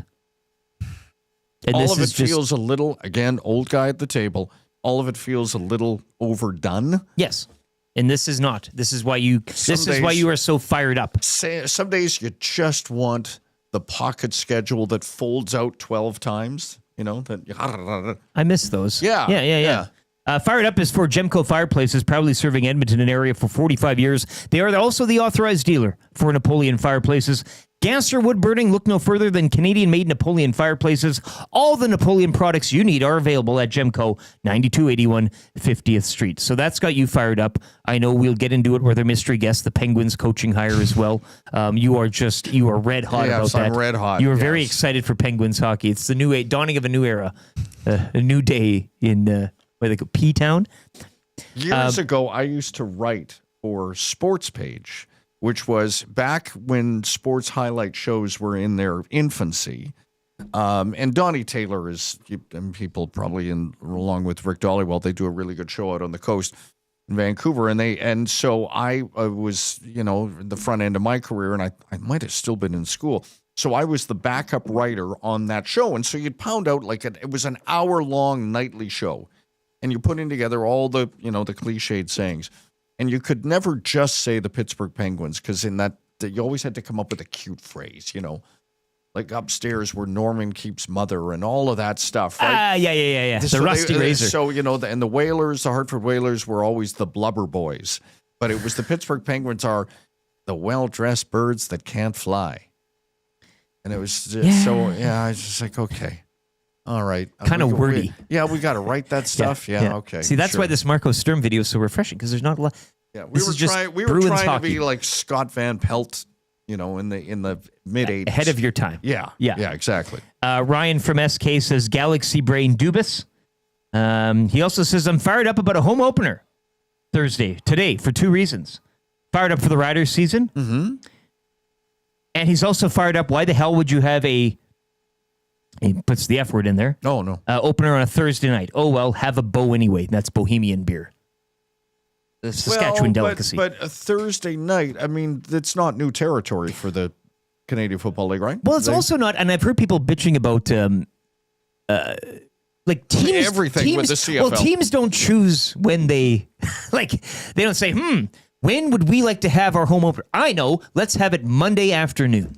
That's not how it usually works. A schedule is compiled from availabilities and a league. And you would laugh in a 9-team league how hard it is to get consensus, right? Because Wade Miller because he's Wade Miller, is like, okay, we want our dates, our preferred dates, and they are the lead tenant in their building. Sure. Largely, the Elks are the lead. I say largely because, look, if Morgan Wallen rolls to town, you're not getting There's a that flex. night. Yeah, you have to, yeah. Right. You'll step aside for Metallica or Pink, okay, and you'll figure out a way to work around it. But it's amazing. I don't know how these, bigger leagues land on their schedules the way they do. And they imagine being a schedule maker. Oh, I can't. I wasn't MLB for many, many years done by this older married couple, and they would. I like this. No, yeah. And it's true. All on paper and pencil. Sure. Yeah. Where would Colorado need to be? And it was anyhow. I'm sure it's now done by an algorithm. But a 9-team still demands. I mean, there are some locales in this league that do get those outside of the. Back when the Argos played at Skydome, are you going to the Wiggles concert? Or you go the Jays play every second night too. I mean, you got the baseball and that's why they're get out of here. Exactly. Get out of here. Football. Do you remember that one halftime act where the lady was blindfolded and the idea was to cheer her on where she needed to go? Yeah, wasn't that and the for louder a they WestJet cheer, promo? She ran into the A-frame. Yeah, they ran into the A-frame. She hit that thing. But I was there for the Tony Hawk promotion at halftime. Yeah. Where he did, what Tony Hawk does. Were you there when the guy for Wendy's won the $1 million, the kick for $1 million or whatever it was? We weren't that was in the T-Dot as well, was it not? Yeah. Skydome? Yeah, it all happens. Where else would it be with Dave Randorf announcing it? The Dwarf on sports. The Dwarf. What are you fired up for? Gemco Fireplaces. Still got a couple of texts flying in here. Before our big mystery guest of the day, we'll have a sports update from YouTube Trev ahead of that, and then we'll bring him in. It's Bruce Grove. Corey says, a dubious hire, more like a dubious hire. Am I right? He could be right. That could send you to A&W. That could be a text of the day territory here on a Thursday, sans Dustin Nielsen. Do I have 10 minutes to go get breakfast to cure a self-imposed illness from last night before Gazdic arrives in studio, or will he and then another person arrive in? I'll confirm this. I'm not going to give anything away for the mystery guest. Gazdic will not be the mystery guest. Again, he misread the text yesterday. I said I have a mystery guest at 8:30. He thought that was the time to go on. Simple mistake. I'm just taking it up that Dustin's not here, and the B team is a little. We're not Reid and Osmac here, Dave, and we don't pretend to be. Are you being generous on saying the B team? I mean, this is when you drop down to your single A affiliate. You're down to hey. The Rainiers. Yes. I mean, I don't know. On the Paul Maurice theme library, Pat says, I've discovered this morning that the founders of Guess are two Marciano brothers named, wait for it, Maurice and Paul. Apropos of nothing, but if you're looking for tangents. So we're always looking for tangents. We did mention jeans earlier in the show as some sort of an EST branding. We can make our own jeans, and you brought up Jordache. I guess would be another jean. So there's the tie in there. That's fired up for Gemco Fireplaces. Look, we're all fired up. You know why? It's a game one win. It's at home. It's a come from behind win yet again, 7th of the campaign. It's knocking off that tantalizing stat of 31-0 that Paul Maurice playoff teams have had, win trailing or leading after 2, mind you. Things are trending in the proper direction, and you got to be fired up for this team. So much so that I'm calling it a series already. So take that with what you will. A sports update here, YouTube Trev. It's for Sully's Sports Bar and Lounge. You'll have more on that and what's going on this morning. Big mystery guest in studio as well. Coming up next, Lieutenant Eric Dave Jamieson in for Dustin Nielsen, YouTube Trev, here on the Nielsen Show, presented by Southport Chevrolet.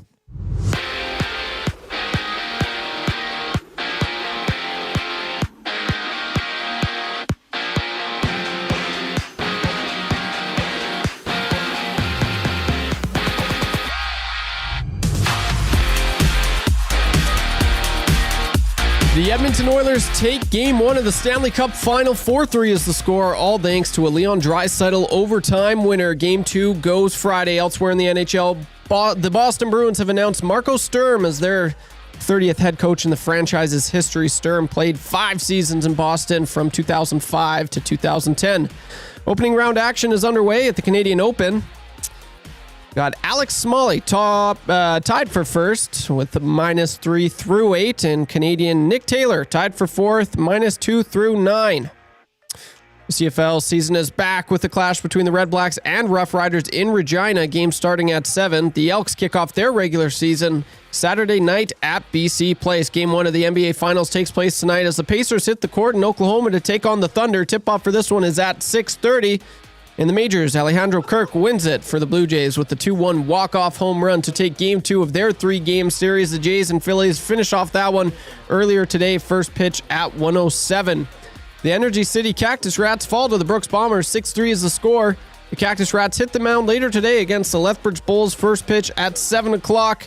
And the Edmonton River Hawks remain undefeated with a 9-1 win over the Victoria Harbor Cats. That series concludes later tonight at 7.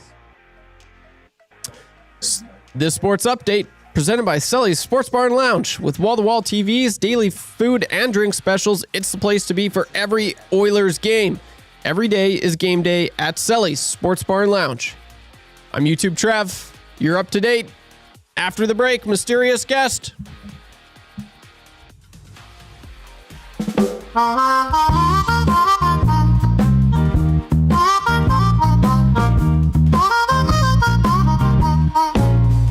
Good night, golden nights. It's a gentleman's sweet good night, golden night. Put you to sleep. You'll never be a winner, 'cause you can't beat Stuart Skinner. Good night, golden nights. Oh, it is so sweet. All right, 8:33, you're back on the Nielson Show. Final hour, final half an hour, I guess you can say. Once again, Dustin Nielsen off this week. He'll be on the call in Montreal. Alouettes, Argonauts tomorrow night, Friday night football. Tomorrow night, Dave Jamieson in for Dustin Nielsen. YouTube Trev, you here there on the Sports Update. Right now in the Popeyes Louisiana Kitchen studio, we will do the Marco Sturm version unveil of our big mystery guest this morning. If you want to do your best Marco Sturm, here's yes. You all love him. You all know him. ESPN's Greg Wyshynski in the house. Oh, yeah. See, he's got the punt. He's getting about it now. He's getting so in it. wrong. Yeah. You can flip those hands. I was too. so wrong. Go Oils. See, this is I great. told the boys how unbelievably disappointed everyone in the chat is going to be when it turns out to be me. But it turns out that I'm staying in a hotel just a scant 5-minute walk from the studio, and The I map had I no drew idea. was easy to understand. There's no sidewalks. That was a little bit weird. Yeah, well.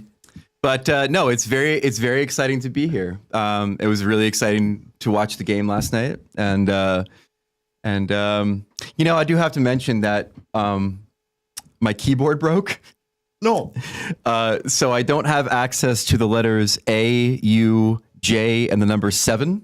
A-U-J. Which really made typing the word league and Bettman particularly hard last night, but I figured it out. I worked it out. He said this is a terrific. I think you quoted him as saying terrific.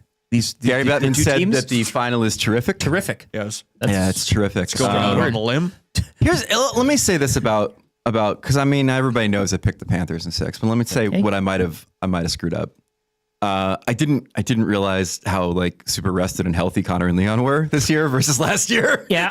I got here for media day, and literally everyone I'm talking to, I'm like, "What do you think of the series?" We're like, "Yeah, Connor and Leon are so much more rested and healthy than we were last year." I'm like, "It's a really good point."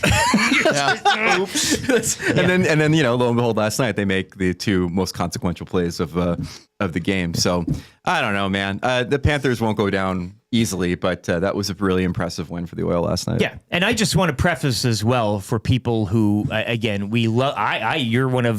You're easily in my top 20 of guests that we have on the show. That's amazing. I was you're up there. envious because I didn't have access to Greg, although we did chat a couple of times on the air. That he was on your show and I couldn't have a crack at him because I always found your writing was excellent. Yeah. Thank you. Also, you're one of those writers who can be funny on the radio. I can.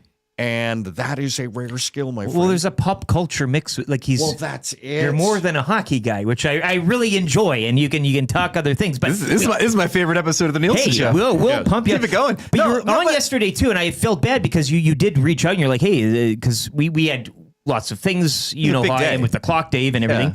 And then so I said, well, why don't you come by and see the place and we'll get you some more time. You're here covering it. You're at the festivities last night, so you might. And I'm glad that you're so close by. And I didn't want to again take too much of your time, but couple things about the office that you guys at home might not know about. First of all, they have a giant whiteboard in their conference room. And there's a bullet point list of things that they have to do as a company. Careful now. Number one is make business. And so congratulations to Dusty and the boys for making business. The second thing is Dustin Nielsen's office. I don't want to describe it too much, but if you've ever seen Mad Men and see how Don Draper copes with the day's stresses, if you know what I'm saying, glug, glug, glug. Pretty elaborate setup. If you want a shot of Sambuca, we'll get you a shot of Sambuca. Oh, my mom is here. That's exciting. It's great at this hour of the all day. my mom drinks is Sambuca and Harvey's Bristol Cream.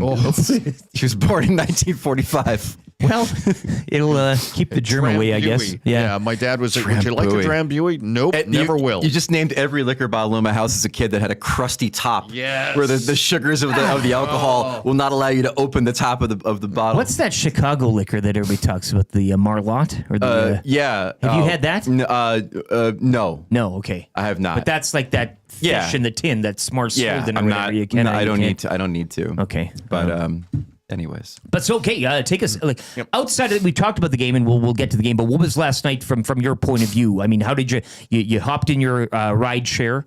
Or is there a shuttle that took you? There is actually a shuttle from the hotel, but I didn't take. I spent my entire day at the arena yesterday because I got there for the skates. I had to do TV. I had to do the podcast with Jeff Merrick. Yeah.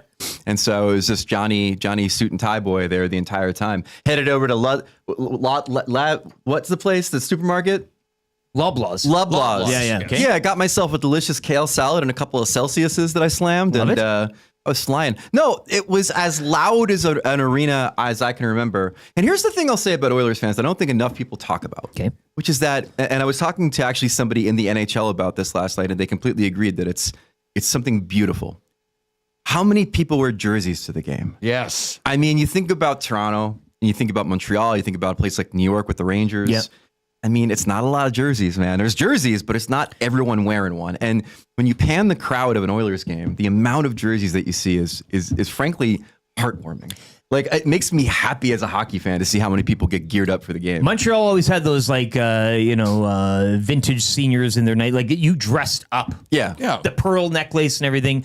Maple Leafs fans, I do find, I mean, it's that younger business crowd, but they're not like I can tolerate that type of dressed up in Montreal. Right. But the Leafs, that's more of like a, what would you call it? A Tommy Hilfiger? Yeah, nothing against Tommy Hilfiger brand or anything. It's a social engagement. It's like everybody on a Tinder date. It's not a real hockey crowd. Yeah. But I don't mind the top hat and everything. Like you know, and then tuxedo. And then the other thing I discovered last year in coming here was the fact that it's not just people in jerseys, but then there's this entire Comic-Con cosplay. I'm dressing up like a Viking kind of thing that goes on in here too. And I really love that. Like, that's one of my favorite things. I mean, the woman who dresses like the Stanley Cup and the guy who dresses like a Viking and people with sparkly jackets. Like, that's my real favorite thing about the crowd here. Yeah, everybody's got, and it's much like the show here. We encourage people to be somebody, create a wrestling persona and or name. But that's taken off. Is that right, Lieutenant Eric? I did not choose that. It was bestowed upon me. Yes. No, but you're right. You're scrolling on the reels online. There was a video. There was about 8 that I counted, 8 or 10 of specific. There are lesser known personas now that have just kind of erupted on the scene this year. But yeah, you mentioned there are big dogs in the city now in terms of there's status, a food reputation. Chain. Yeah. Most pecking order. Most teams in the States will only have 1 or 2 of those people. Yeah. Like, there'll be the guy who blows the horn to get people to say "Let's go, Caps." The glass banger. The glass banger. And some of those people or those characters are plants. I know. Oh no, for sure. Yeah, like they. Sure. Tickets. Yeah. Have you ever talked to Cameron Hughes on your show? The professional fan. The professional fan. Yeah, we had him on once. He's a good friend of mine, and it's always amazing because I know him now to go to games. He's the guy for those who don't know, the guy who dances on the stairs and takes all his shirts off and throws them to the crowd. Like, it's amazing now to watch him do his thing for the people who aren't in on the bit. Yeah. And I'm just like, wow, there's somebody in this crowd that believes this is just some fat drunk who's gotten up and decided to wear 17 shirts to the game and he's going to give them out to the fans. But that's a big job. The Suns pay that gorilla lots of money to do all that stunting, right? mascot. Like you got it. Well, no, but yeah, I know. But you know what I mean. It's just to be a fan, a pro fan or whatever. Like, did you think the Philly Fanatic was just a guy who came to the game dressed up as a fanatic? But I'm just like for these people, Mama Stanley. A guy my wife works with takes his pickup truck and wraps it in aluminum foil. That's awesome. Every year. But I mean, you're not getting reimbursed or like you're buying the tickets yourself. You're buying all the makeup and everything goes along. So it's great. Big sacrifice. It's wonderful. So anything else you're pulling from the game outside of the game play last night for you as a traveling journalist? I asked Knobloch this last night, and he kind of no-sold it, or he kind of went in a different direction. I really kind of believe, whether the Oilers have convinced themselves of this or it's an actual thing, that like the experience they had last year changed them dramatically. Like you watch the way that they played in that game. I thought Stuart Skinner had a great line last night when we were the googly eye thing about the Stanley Cup. Like that, they talked all about that on media day. You don't know if it's real or not until you actually see it in practice. And then like they come out and they immediately put a goal on the board. They're playing poised. Yeah, the Panthers have their pushback. They're always going to have their pushback. But you know, for the what is it now, like fourth consecutive game, they just like own the third period, and you don't do that in the playoffs all the time, and that's to see that maturation of killer instinct, knowing how to try to close out opponents, and just being unrattled. Like the Panthers are really good at scoring a bunch of goals very quickly. We talked about this yesterday, and they did it again last night. They scored 2 goals within like under 4 minutes, and other teams other teams when they do that, I talk with my hands a lot. Other teams when they do that, you know, they fold, they get freaked out, and then all of a sudden it's 4-1. It's intimidating, right? And the Oilers did a really good job of not allowing it to get out of hand, and then keeping the game close. And then when they needed it, you know, Connor made a pass and Leon scored a goal. Oh, I felt so bad for Nosek last night, though, didn't you? Oh yeah. Well, we said if one guy's getting bag skate today, and maybe Pomo takes him down to the. Yeah, that was tough to watch. I mean, obviously we love the outcome, but yeah, when it happens and you go, that guy. Well, I said too. It's fourth liner. Just it's a movable object, and the other thing, but it's who blinks first, maybe in these cases, and that's why they determine the series. No, that's a mental fair. error and a fatigue, maybe based error, will cost completely you. fair. And it's the only penalty they're calling in overtime. Like Yes. that's the tragedy of it. Like you know, you could murder a guy and they're not going to call anything. And but if you put the puck over the glass, oh my god! But yeah, once that happened, I'm just like, it's probably done. Like you can only keep that power play at bay for so long. And again, the Panthers entered the game with the #1 penalty kill in the playoffs, and then bing bang boom, it's over. It was the one that you let in. The one that you let in. Danny T texts in Paris Drew's inbox. I even saw a guy on the TV last night that had a business suit on, but he had an Oilers hat on. That's just amazing. Probably had a late work day and still showed up with someone. You didn't hear this, Dave, but Dustin took Marshall to a game. Yes. It was a playoff game, right, Trev? And what round was it or whatever? But he said 2 suits sat beside him, like very expensive kind of secret agent type of suits. Straight out of the secret agent. Well, no, but he said that they were kind of like, you know, swilling a shaken, not stirred martini. MIB pen and all that. There was a guy dressed up like Colonel Sanders at the game last night from KFC. I don't know why. Just because. Sure. I mean, why not? Exactly. Did you see the Rough Rider jersey? Yes, there was a Rough Rider jersey. There's one in every crowd. I love it. Yeah, that was great. But so, yeah, to the game, I guess, and we've been at, and I guess being in stateside and whatever, I don't know, you cover the league, but let's be honest, Panthers, what do they do? What's the counter here? They've been here. They've done that. They're cool customers. Yeah.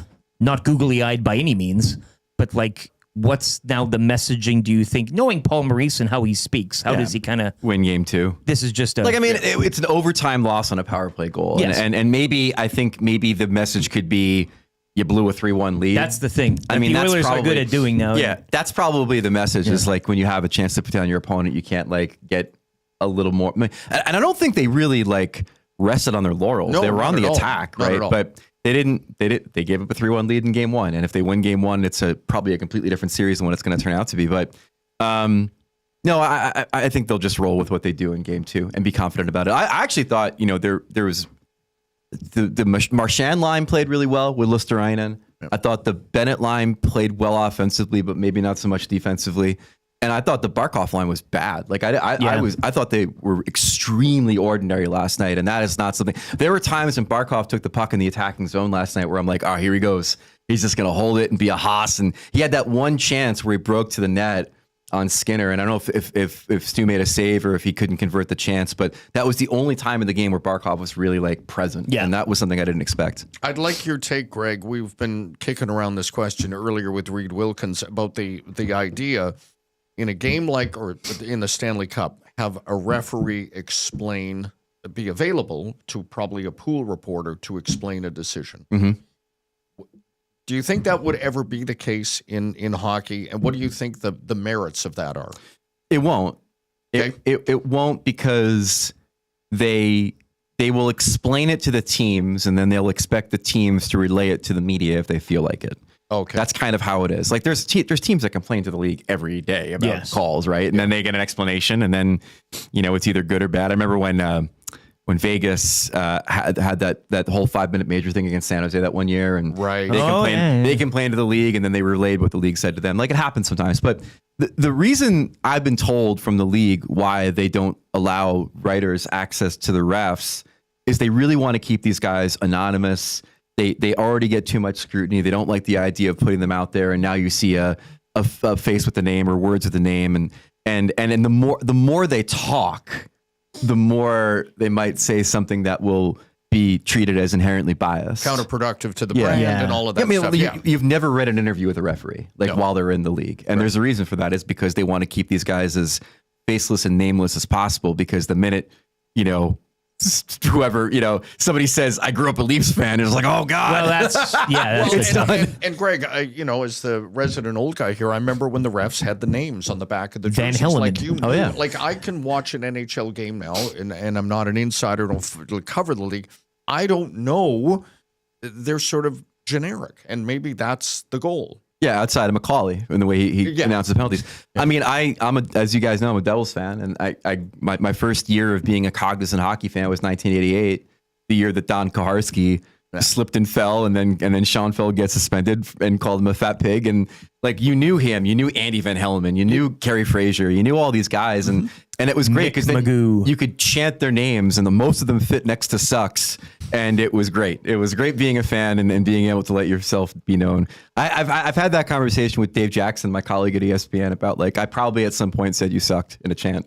And I hope you don't hold it against me. Well, I'm sure he would understand. I mean, that's kind of comes with the gig. ESPN's Greg Wyshynski in studio. You're getting a lot of love here, actually, and a lot of people cozying up to the fact that Greg was blocked by Eric Francis endears us to him. Makes up for his American showing through on yesterday's hit.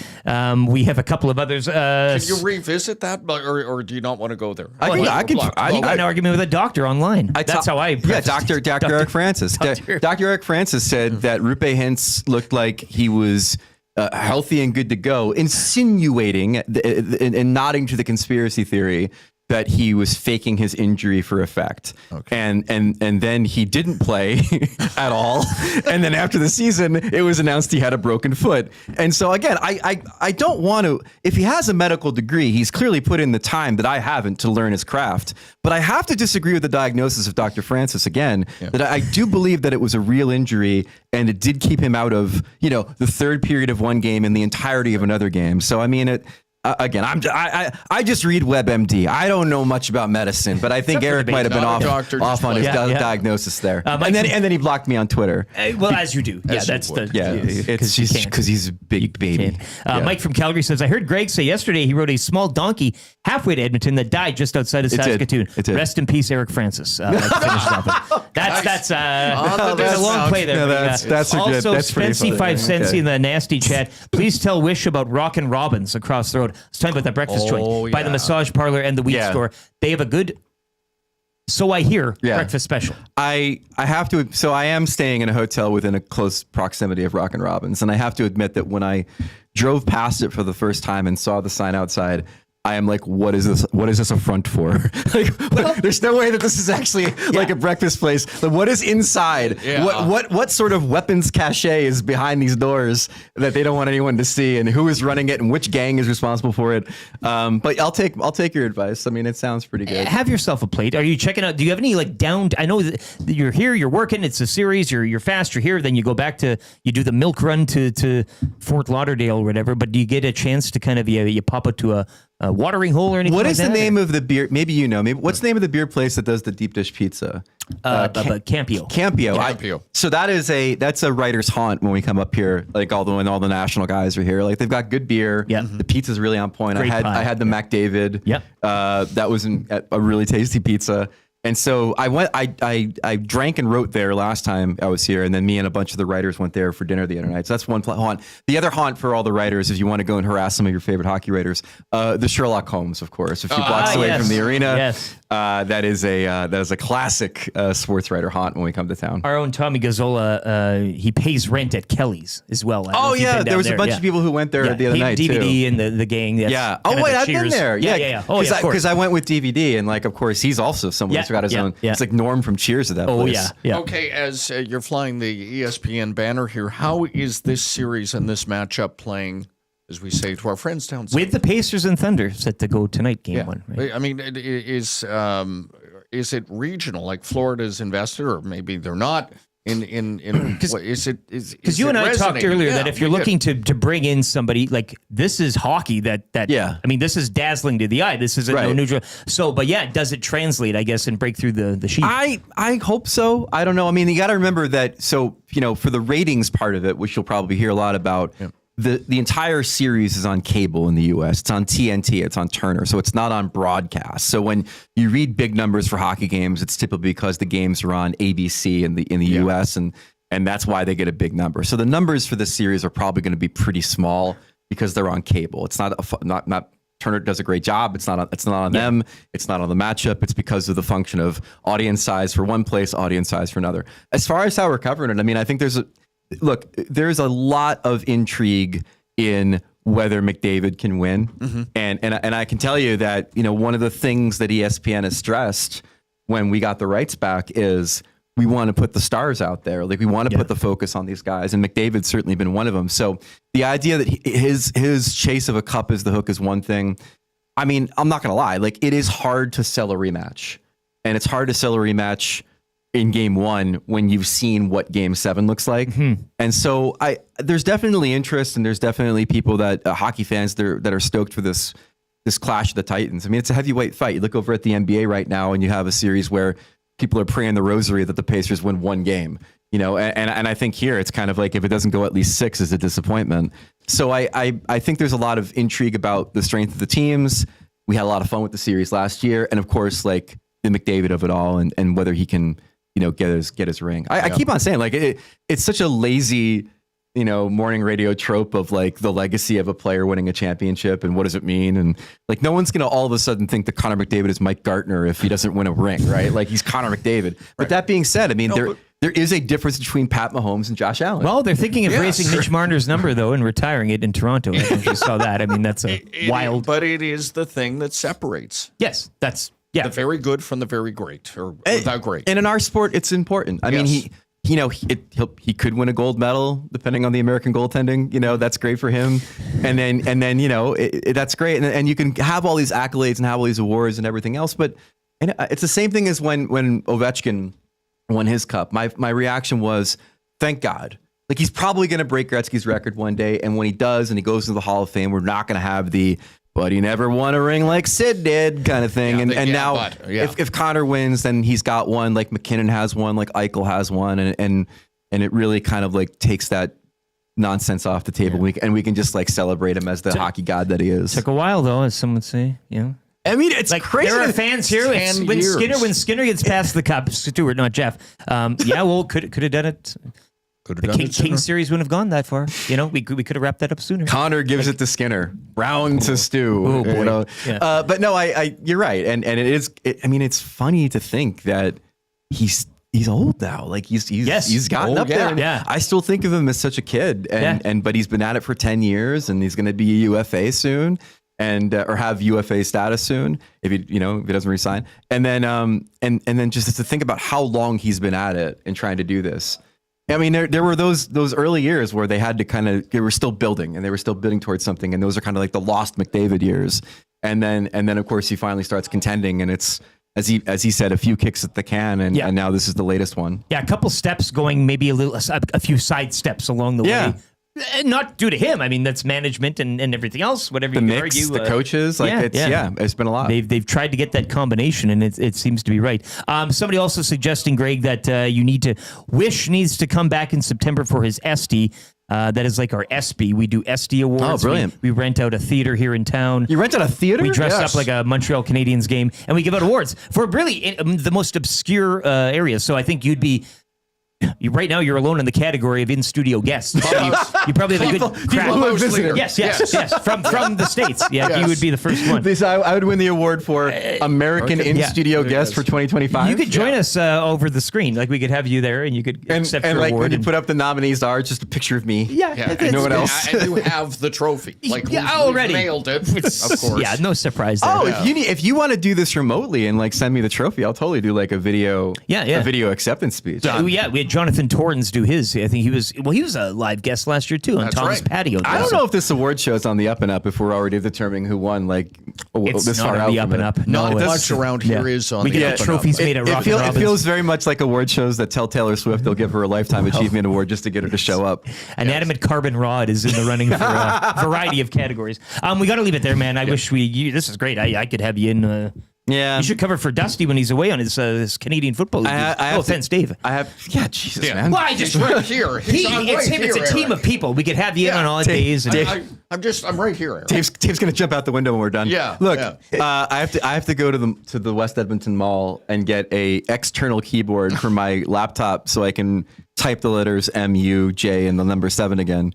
By the way, the funniest thing was I got locked out of my computer last night for putting in the wrong password over and over again because there's a 7 in my password and I didn't realize that key didn't work. It was a really great time. Writing, baby. You're having Journalism. one here. You're having one. Thanks so much again. Oh, absolutely, man. It was stick great around. to be here. We got a few gifts for you as well in here. Parting gifts. Look, we'll play them out here, Trev, and be back with the rap here. There we go. Absolutely. Look, I knew that I would be in the good graces of the commentary. Good night, golden nights. Don't show up. It's a gentleman's sweet. Good night, golden nights. Cup and put you to sleep. You'll never be a winner, 'cause you can't beat Stuart Skinner. Good night, golden nights. Oh, it is so sweet. That I want a new co-host while Dusty's away. Is that what it? Yeah. I didn't mean anything by that. You know what I'm saying. Sometimes it's you, sometimes it's Will. I just got Wally Pipp. Add him to the rotation. Work him in. That's all I'm. Like the Dodgers. Wally Pipp. Pipp. One starter. Got 9. It's time for the wrap for William Huff. If you want your place to look as good as ours, visit the team at WilliamHuff.com. In business since 1952, so you know they're incredible what they do. WilliamHuff.com. Boys, what did we learn today? I think we got to go back to Beantown, right? That's the breaking news of the morning. Well, I may offer this. I learned that Greg Wyshynski is really cool as a guest remotely, like on the phone, even better in person. You never really get the full meal deal when it's on the phone or the video, but he's just great. He's very expressive, and he's a good guy. Learn that. Give him a chance here, people. Learned he's a lot taller than I thought. And I also very tall guy. Actually, yes, that caught my eye as well. I was like, damn, a strapping man. You know what? I'll also add this. I would buy a car from Marco Sturm. That video, that's a good one. Again, was just. I think I would. That was good stuff. And again, in a world where everybody's competing for viral videos, he sells you that Lincoln Town car you don't need, but he convinces you. Yeah, it's what you want. Yeah. Not good gas mileage, but we'll get there in style. Text of the day, pretty simple for me. It came in late during the segment with Wyshynski here in the studio. Mike from Calgary. I heard Greg say yesterday he rode a small donkey halfway to Edmonton that died just outside of Saskatoon. Rest in peace, Eric Francis. Well job there. Good stack. Good long play. Mike from Calgary. You're going to A&W. $20 to A&W for text of the day via the Paris Jewelers inbox. Sound of the day. I mean, we've been playing all the hits. You've heard them all. Dave, you can sing them off. I especially like that Van Morrison one we just played.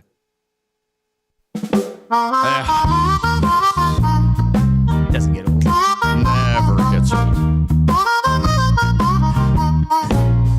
Good night, golden nights. It's a gentleman's sweet good night. Into the business. Golden night. Cup and put you to sleep. You'll never be a winner, 'cause you can't beat Stuart Skinner. Good night, golden nights. Oh, it is All so right. sweet. Yes, sweet indeed. That is your sound. What are we watching tonight, boys? What's on the menu? A few things. I mean, Riverhawks finish up their series down at Remax tonight, 7 o'clock. Against looking for the clean sweep of the Victoria Harbor Cats. They're playing some great ball.